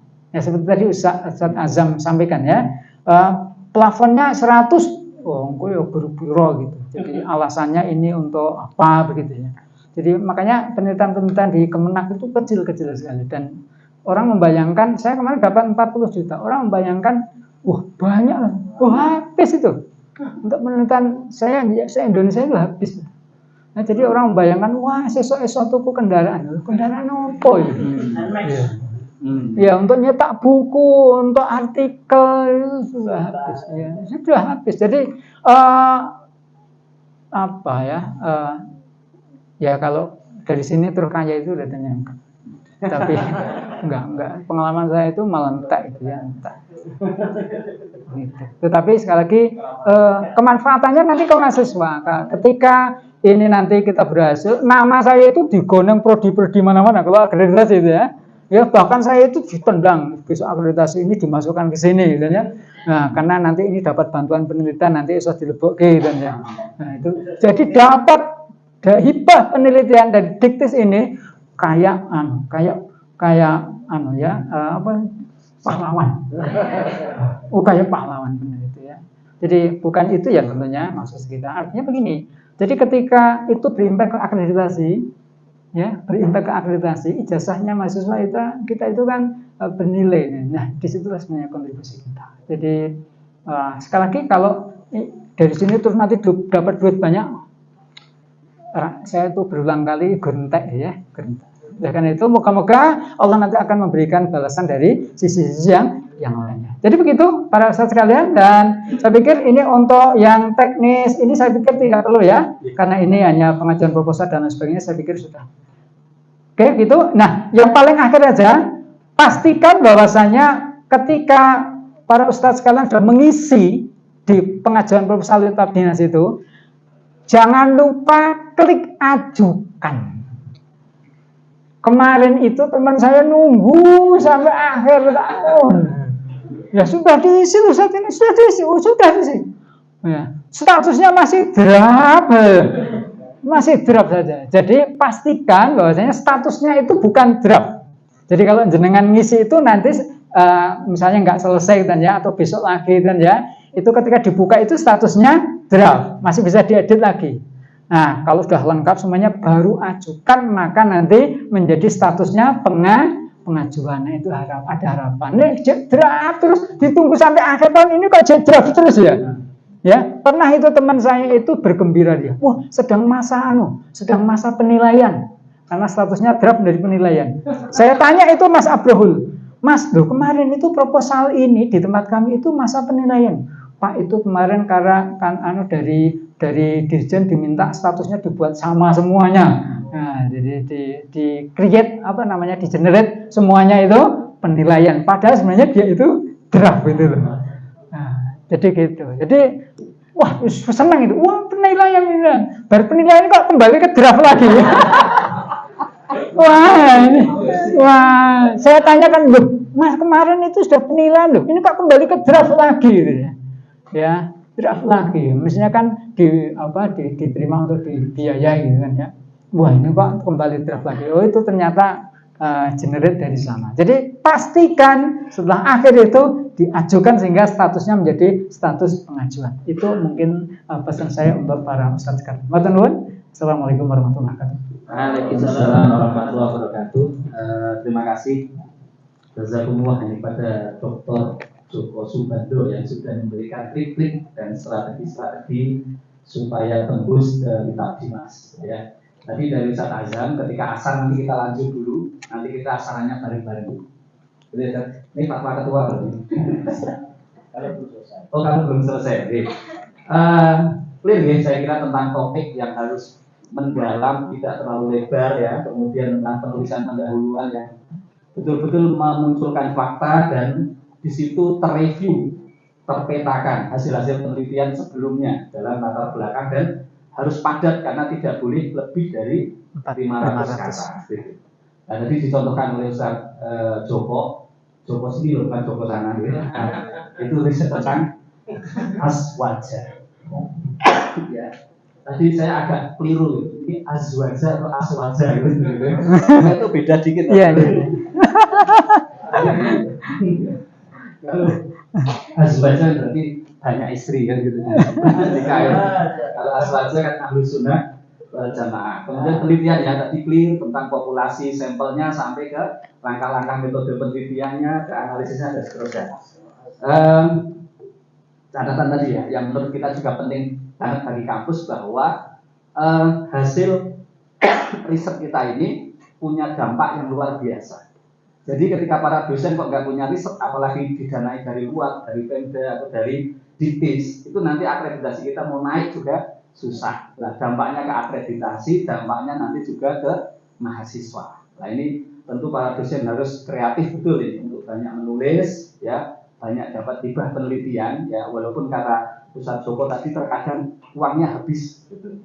Ya, sulit kaya dari penelitian kalau di Kemenang karena prinsipnya ikhlas beramal tadi kan. Jadi makanya harus pindah ke dikti kan. Oke, monggo silakan para dosen yang mau ingin dikomentari yang sudah ditulis gitu atau ingin bertanya sesuatu monggo. Karena beliau S3-nya itu PEP. penelitian dan evaluasi pendidikan. Ya, subnya metodologi penelitian ya, Tat? Nah, jadi kalau ngomong metodologi sudah gitu. Ahlinya ahli core of the core. Monggo, silakan. Siapa dulu? Oke, monggo Ustazah Lady. Tadi mau yang terakhir. Nah, monggo. Oke. Enggak apa-apa. Ya, perhatikan Jazakumullah Ustaz Joko Subandra atas materi yang sangat menarik tadi. Langsung saja, saya tadi ada beberapa catatan dari yang telah disampaikan tadi. Tadi dicontohkan latar belakang itu Ustaz, yang pendahuluan tadi. Nah, dari contohnya tadi itu saya perhatikan kenapa di satu latar belakang itu dia sudah ada mengungkap permasalahannya. Seperti dari kalimat pertama itu sudah apa permasalahan yang ada di dalam penelitian tersebut. Kemudian tadi ada fakta-fakta dari studi terdahulu yang dimasukkan ke dalam latar belakang masalah. Padahal kalau di di kitab Dimas itu kami harus ada latar belakang masalah sendiri, kemudian ada rumusan masalah sendiri. Kemudian tadi ada paragraf yang akhir-akhir penelitian ini belum ada yang meneliti seperti ini. Yes. Dulu saya pernah mendapatkan seminar juga, itu kami itu seperti dilarang untuk menyebutkan bahwa penelitian ini belum pernah ada yang meneliti, karena segala sesuatu itu tidak baru sama sekali bagi Ustaz. Ini bagaimana? Padahal saya juga sedang meneliti dan ingin agar proposal itu tembus gitu, tapi ternyata ketika mencari di Google Scholar itu ternyata pembahasan itu juga sudah banyak. Sudah banyak. Nah, bagaimana membuat itu unik? Sebenarnya saya ada sisi di mana itu bisa unik, tapi mengungkapkannya dalam narasi itu agak berbeda seperti itu. Jadi apa bedanya? Apakah latar belakang masalah itu sudah harus mencakup semua tadi fakta-fakta seperti terdahulu, pentingnya apa, rumusan masalahnya apa, demikian. Kemudian di kitab Dimas itu juga ada rumusan masalah. Atau tadi menjelaskan bahwa rumusan masalah itu berbeda dengan pertanyaan penelitian. Berarti nanti kami bisa dalam rumusan masalah itu ada beberapa pertanyaan. Kemudian dari banyaknya pertanyaan itu kami akhirnya memilih spesifikasi 3 atau berapa gitu ya. Yang terakhir adalah URL pendukung. Mungkin tadi belum disebutkan, saya mohon infonya apa yang harus kami isi di URL pendukung tersebut. Sementara sekian dulu, terima kasih. Ini mau langsung dijawab atau ada lagi? Pak Bapak Arianto? Gimana? Oh, enggak ada. Langsung dijawab, Ustaz. Silakan. Enggak usah saya ulang, ya. Nanti enggak tambah lama kalau saya review. Baik. Yang pertama yang dipahami para ustadz sekalian, jadi kita itu mengawali proposal itu dengan latar belakang masalah penelitian. Latar belakang masalah. Jadi masalah yang akan diteliti itu latar belakangnya bagaimana? Artinya apa? Berarti di latar belakang kita sudah ada masalah-masalah, sehingga tidak aneh kalau biasanya latar belakang di bawahnya identifikasi masalah. Jadi memang yang diungkapkan di atasnya itu adalah isinya masalah-masalah itu. Nah, cuma kadang-kadang tidak semuanya masalah itu diteliti, sehingga ada sub namanya batasan masalah. Oh, teridentifikasi masalahnya ternyata ada 5. Oh, nggak mampu kita meneliti 5 masalah. Karena terbatasnya waktu dan lain sebagainya, yang diteliti dalam penelitian ini hanya masalah nomor 5. Itu kan seperti itu. Artinya apa? Di latar belakang atau di pendahuluan itu memang harus memantik adanya masalah. Jadi begitu. Memang harus ada masalah di situ. Jadi kalau kita tidak mengungkapkan ada masalah, itu namanya bukan latar belakang masalah. Jadi begitu. Oke, nanti boleh feedback kembali. Kemudian terkait dengan roadmap penelitian. Jadi memang ini teorinya Creswell ya. Jadi teorinya Creswell. Dan pengalaman saya ketika saya publish ya di jurnal-jurnal itu memang itu menjadi senjata jitu untuk meyakinkan bahwasanya ya memang sudah ada roadmap penelitian yang sebelumnya itu sudah ada. Karena memang hakikatnya penelitian itu yang memang benar tidak dari nol gitu ya. Ini semua penelitian saya itu juga tidak nol, sudah ada fondasinya. Tapi terkait dengan topik yang akan saya teliti itu yang belum ada. Gitu. Kalau itu sudah ada, ya mengapa diteliti? Gitu. Kalau sudah ada, mengapa diteliti? Gitu. Sederhananya gini, jadi bagaimana nanti cara melintir-melintirnya, kan gitu kan ya, cara melintir-melintirnya. Jadi sebenarnya tadi, saya itu kan mau meneliti terkait dengan instrumen, sudah ada belum sih instrumen untuk mengukur kekuatan ideologi aswaja? Oh ternyata belum ada. Nah ketika kita search di Google Scholar itu yang ada adalah aswaja. Artinya apa? Kita jadikan sebagai bahan untuk ngomong di situ. Terkait dengan instrumen penelitian belum ada. Yang ada adalah konsep pemahaman tentang aswajanya. Nah itu loh. Nah jadi terkait dengan instrumennya belum ada, tetapi terkait dengan konstruk aswajanya sudah ada. Jadi gitu. Kalau saya ngomong kepada mahasiswa saya, kebetulan untuk yang skripsi dan tesis itu sudah ada belum ini penelitian terkait dengan karakter? Oh sudah ada. Ya. Di mana? Oh di sana. Nah kalau di tempat sekolah jenengan sendiri belum ada. Ya sudah katakan di tempat saya belum ada, tetapi adanya di tempat yang lain. Itu melintirnya caranya seperti itu. Tapi kan di tempat lokasi yang akan kita teliti kan belum ada. Yang ada adalah di tempat yang lain. Artinya ngomongnya sama saya tadi. Instrumennya belum ada, yang ada adalah aswajanya. Nah, jadi begitu. Nah, itu ya. Jadi tetap harus diomongkan seperti itu. Itu paling jitu ya. Itu paling jitu.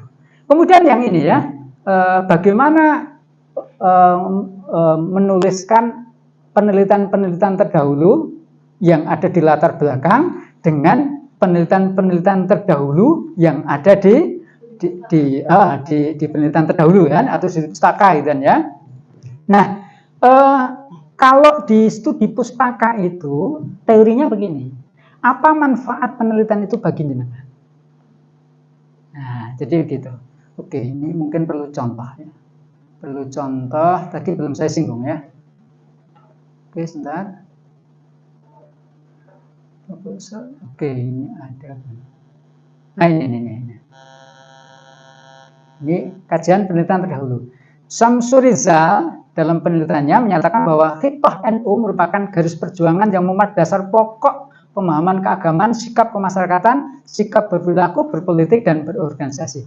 Penelitian ini tidak dalam rangka mengukur kekuatan ideologi aswaja. Namun, penelitian ini atau hasil penelitian ini membantu peneliti dalam membangun konstruk ideologi aswaja. Nah, jadi gitu. Jadi, ya seperti itu kan? Nah, jadi gitu ya. Jadi penelitian ini bicara tentang apa ya? Kalau bisa memang titik lemahnya apa? Itu yang kita katakan. Oh, penelitian ini tidak menyinggung-nyinggung masalah bagaimana instrumennya, tetapi menyinggung masalah tentang konstruk ideologinya. Jadi begitu. Jadi lebih ke arah apa manfaat, walaupun teori yang lain itu kan mengatakan apa kelebihan dan kekurangan itu kan ya, sering-seringnya kan itu kan di deskripsi itu di dalam penelitian dahulu itu apa sih kelebihan dan kekurangannya. Kalau seperti itu diungkapkan itu nanti tidak nyambung dengan sub berikutnya ya, sub berikutnya. Kalau sub berikutnya itu biasanya kan nanti ada hipotesis atau mungkin ada pertanyaan penelitian itu nggak nyambung. Karena apa? Kemanfaatan itu bagi kita apa? Bagi penelitian ini apa? Nah ini kalau saya mengatakan manfaatnya itu nanti akan membantu saya mengkonstruk ideologi aswaja sebagai basis di dalam pengembangan instrumen tadi. Nah jadi gitu, manfaatnya nanti seperti itu. Dan lain sebagainya. Nah, misalnya Holland dan Farid 2019 dalam penelitiannya berjudul Historiografi Identitas Aswaja yang menyatakan bahwa NU dalam akidah mengikuti paham Asy'ariyah, Maturidiyah, sedangkan dalam hal fikih mengikuti Imam Madzhab. Nah, dalam hal tasawuf mengikuti Imam Ghazali, Imam Al-Junaid.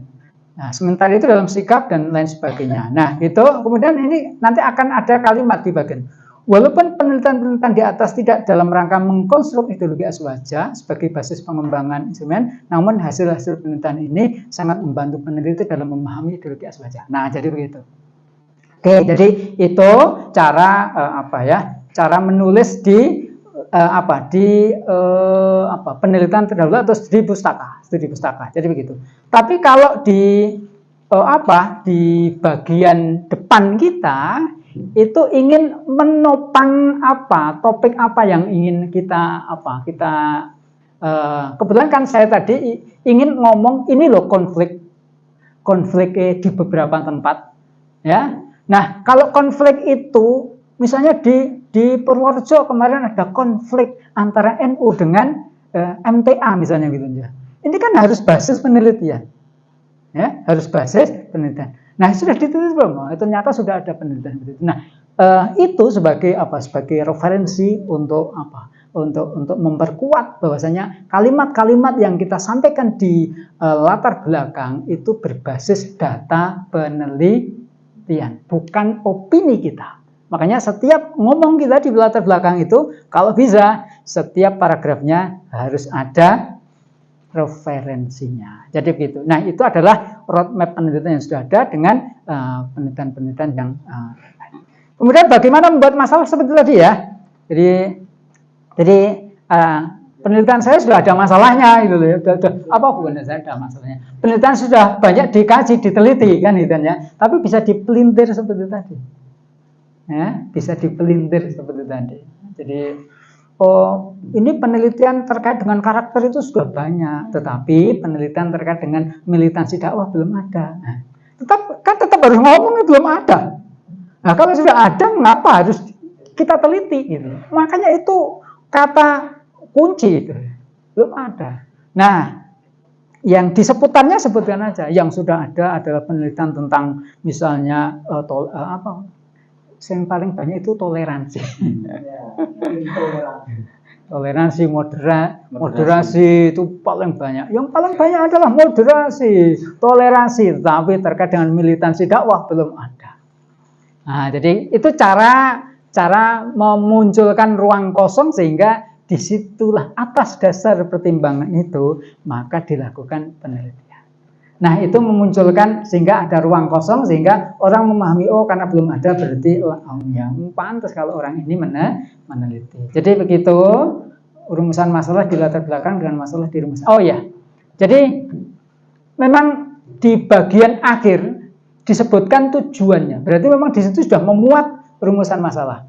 Apa bedanya masalah yang diungkapkan di latar belakang dengan di rumusan masalah? Kalau yang di depan itu hanya globalnya, ya. Tetapi kalau di rumusan masalah itu di detailnya. Sederhananya, mungkin pertanyaan penelitian itulah yang menjadi rumusan masalah. Misalnya begini. Atas dasar pertimbangan tersebut, kami akan melakukan kajian bagaimana strategi penguatan militansi dakwah. Nah, jadi kan begitu kan ya.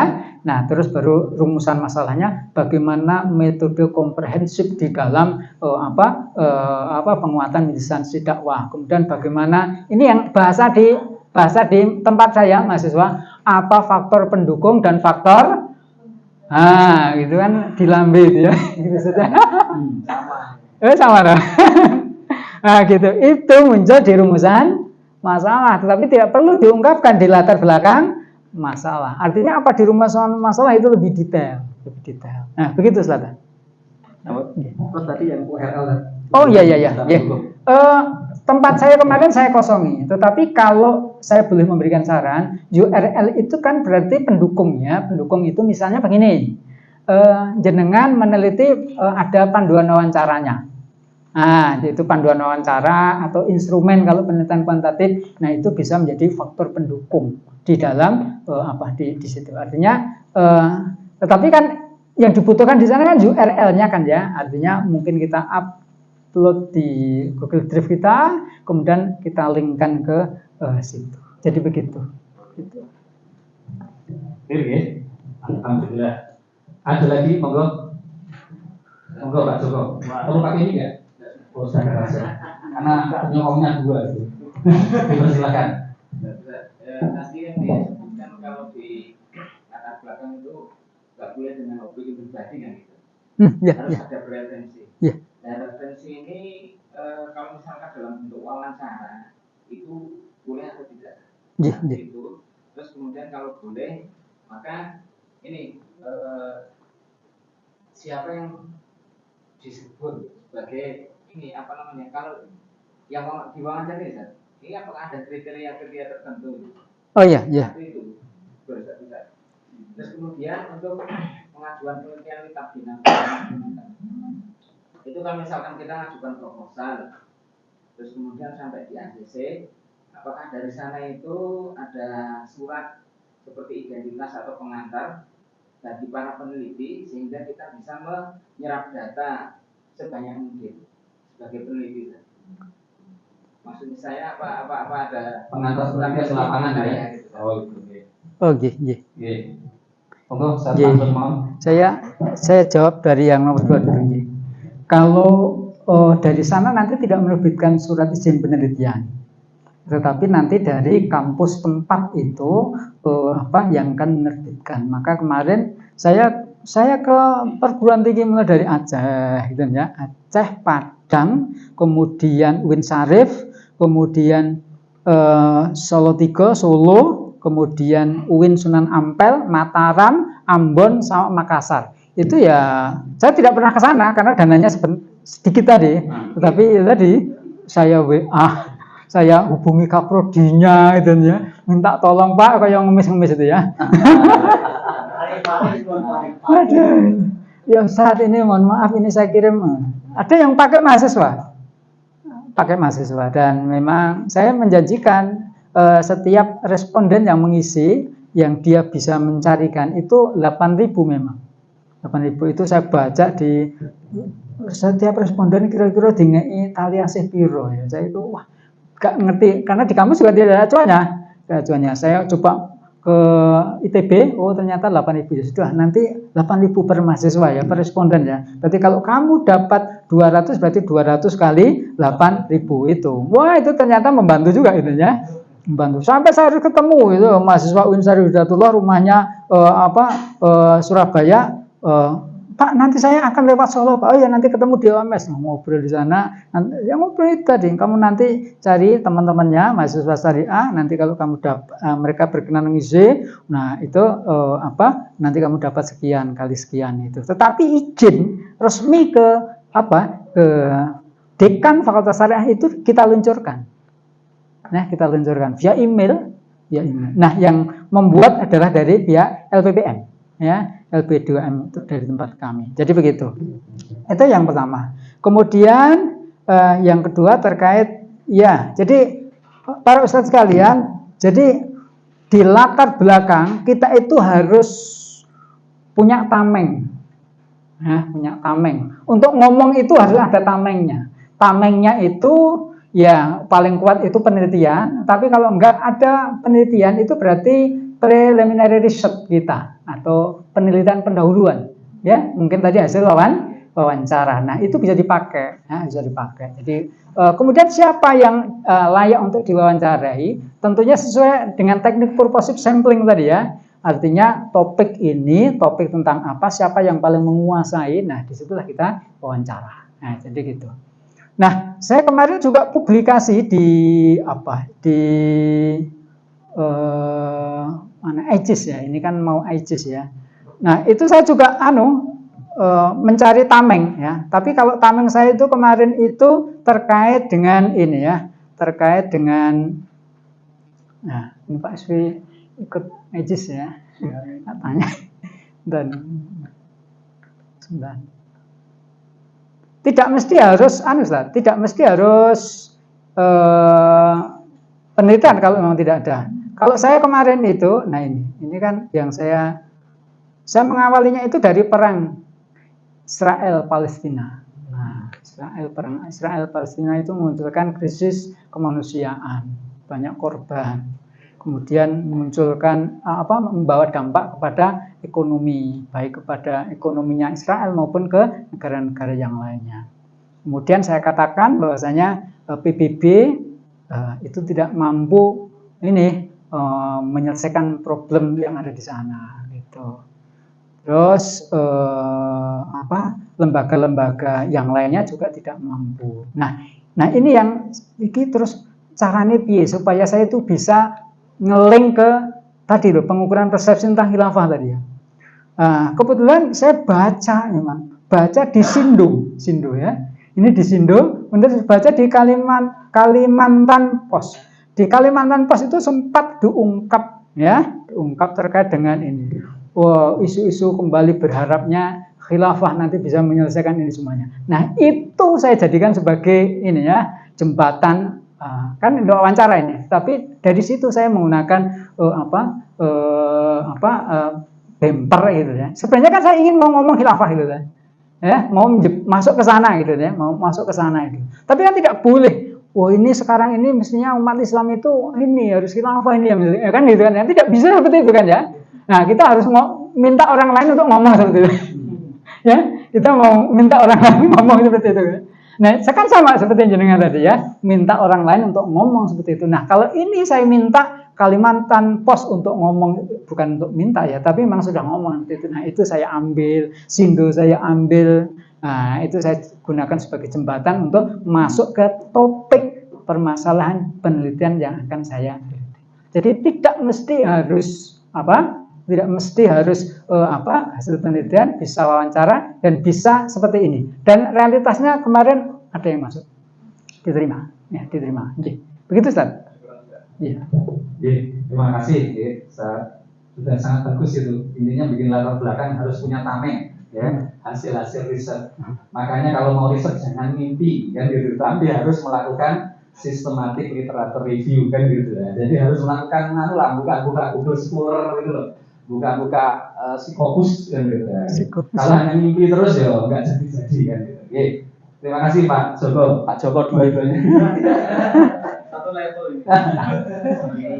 Cuma gitu ya, kalau itu levelnya riset, kalau itu levelnya lain.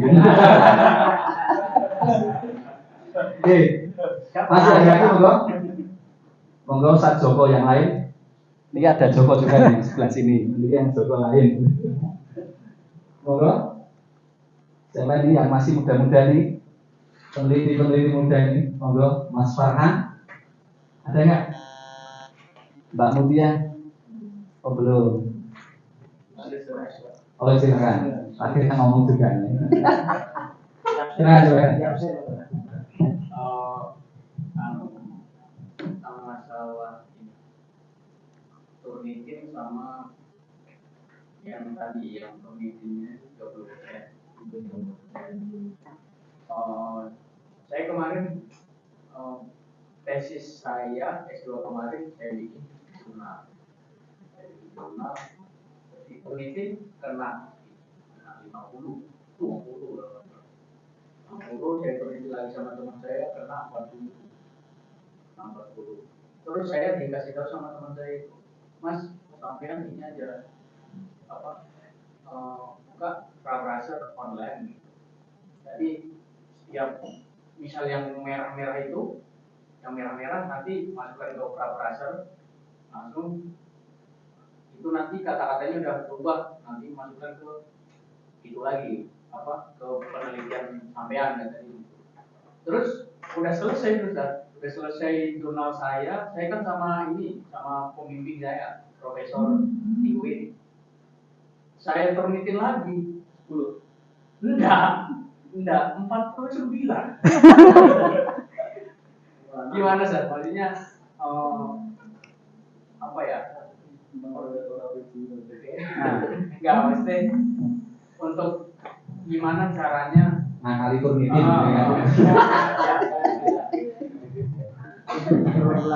Oke, silakan. Ini pengalaman praktis saja ya, pengalaman praktis saya jadi.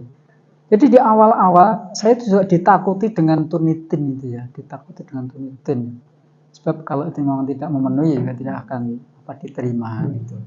Tapi sejak teman saya ngomong, sudah kalau kamu itu menulis itu jangan melihat buku terus, tapi baca buku itu habis itu tulis gitu. Itu pasti akan minim gitu. Jadi baca sudah tutup, diketik dengan bahasa kita itu. Makanya kalau saya menulis jurnal, artikel dan lain sebagainya. Itu seperti saya pidato. Habis itu digolek ke pendukung. Iki jurnalnya apa, golek ke jurnalnya apa. Jadi begitu. Ya, karena tulisan kita kayak orang pidato itu akan lebih mudah, lebih halus, lebih smooth, ya, lebih smooth. Jadi lebih enak. Jadi kalau saya dulu, mohon maaf, misalnya buat tulisan itu, saya ketemu Ustaz Ali Basmun, tahu ya Ustaz Ali Basmun sampai. Nah, saya kasih pertanyaan nomor 1 ini, outline-nya sudah saya buat ini. Pertanyaan ini saya tanya itu, kemudian beliau ngomong sudah saya tulis saja di rumah dari jurnal itu. Jadi gitu. Jadi model bertutur itu menjadi lebih mudah. Habis itu supaya ini nampak ilmiahnya, setiap kalimat golek referensi. Kata kunci dari ini apa sih? Oh, karakter. Sudah. Semua yang kita ketikkan di Google Search itu karakter itu kan udah banyak artikel-artikel itu. Udah diambil 1, 2 lebok kayak gitu. Kemudian berikutnya lagi ini apa ini? Oh, ini terkait dengan ideologi. Itu ketikkan aja ideologi ya. Semua tulisan-tulisan terkait dengan ideologi itu diambil salah satu aja. Jadi sebenarnya dimaksudkan adanya referensi itu kan minimal orang kalau ingin membaca lebih luas bacalah artikel ini, kan begitu. Jadi begitu saja. Jadi saran saya, saya kemarin juga kena seperti itu ya. Tetapi saya baca terus saya tulis ulang, ketik ulang. Nah, itu nanti sudah jadi minim sekali. Jadi kalau menggunakan alat, jadi bahasanya nanti menjadi bahasa yang mati. Ya, jadi bahasa yang mati. Tetapi saya nggak tahu perkembangan sekarang ini karena intelligence artificial itu ya, AI itu sudah begitu luar biasa. Tapi ya dalam hal tertentu ada keterbatasannya. Jadi itu pengalaman saya kemarin, Ustaz. Terima kasih Dr. Joko Sugando ya. Sudah clear ya. Sekarang memang banyak AI, tapi juga sudah diterbitkan anti AI-nya. Jadi kalau ada orang nulis pakai AI, bisa didetek dengan alat-alat itu. Dan alat-alat itu sudah disosialisasikan ke dosen. Jadi ketika mahasiswa pakai AI, dimasukkan ke situ, otomatis juga akan kena. Jadi itu sebenarnya tipe orang jualan, bikin virus dan antivirus, gitu loh. Jadi yang virusnya itu disebar ke mahasiswa, antivirusnya dijual ke kampus. Jadi betul, jadi seperti kata Dr. Joko tadi, kita memang harus membuat tulisan dari kita sendiri. Gitu. Jadi membaca, diendapkan, kemudian ditulis atau tidak. Tidak, malah pakai tadi paraphraser atau pakai fleksiti dan seterusnya itu akan kena itu yakin. Karena itu sudah mulai dijual ke kampus. Alat deteknya itu, programnya itu mulai dijual ke kampus-kampus. Jadi kemarin itu AI luar biasa disampaikan ke mahasiswa belajar AI. Saya kemarin mencoba lewat AI itu tanya muncul betul. Ya, saya ketik itu AI, gitu kan? Tolong teori konflik apa saja muncul itu dan langsung bukunya juga muncul. Terus saya baca-baca lagi, sekarang ternyata ada alat pendetek. Jadi kalau kita nggak nulis sendiri memang tetap akan mendetek. Oke, terima kasih. Itu saja pertemuan hari ini.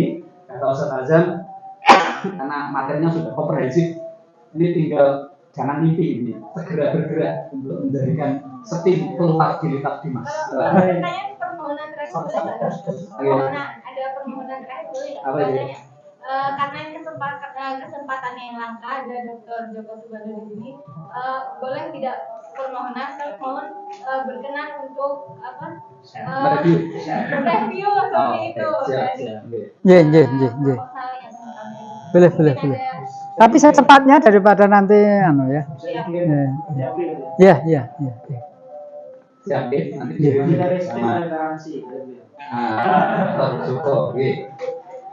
Tapi ini tidak menjamin loh ya.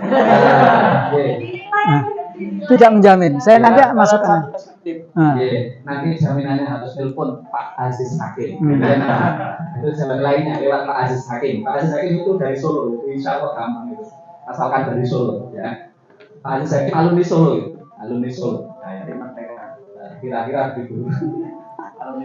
Oke, terima kasih.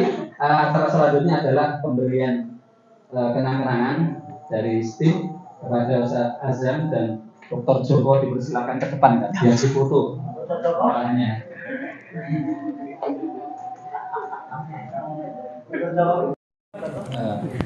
Ini ada yang di samping Kak Prodi, monggo Kak Prodi mendampingi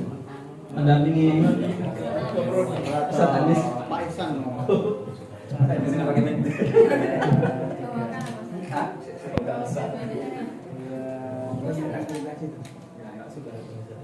Sisanya belum. Enggak.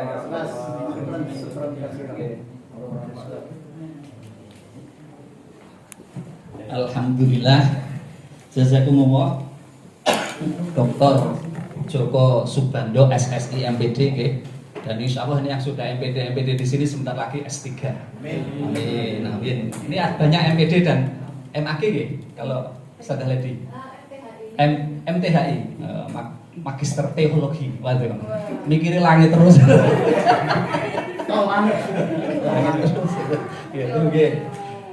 Terima kasih pada Dr. Joko dan Ustadz Azam atas diskusi yang luar biasa pada siang hari ini terkait dengan bagaimana strategi ya untuk bisa menembus ke penelitian Litab Dimas. Oke, semoga berhasil semua proposal dari tim diterima dan didanai. Oke, nanti Pak Aziz Hakim disuruh ke sini aja, dipanggil gitu sama Ustadz Azam gitu. Oke, mari kita tutup acara pada sore hari ini dengan bersama membaca doa kafaratul majlis. Subhanakallahumma bihamdika asyhadu an la ilaha illa anta astaghfiruka wa atubu ilaik. Assalamualaikum warahmatullahi wabarakatuh. Waalaikumsalam. Monggo ini langsung asaran saja gitu.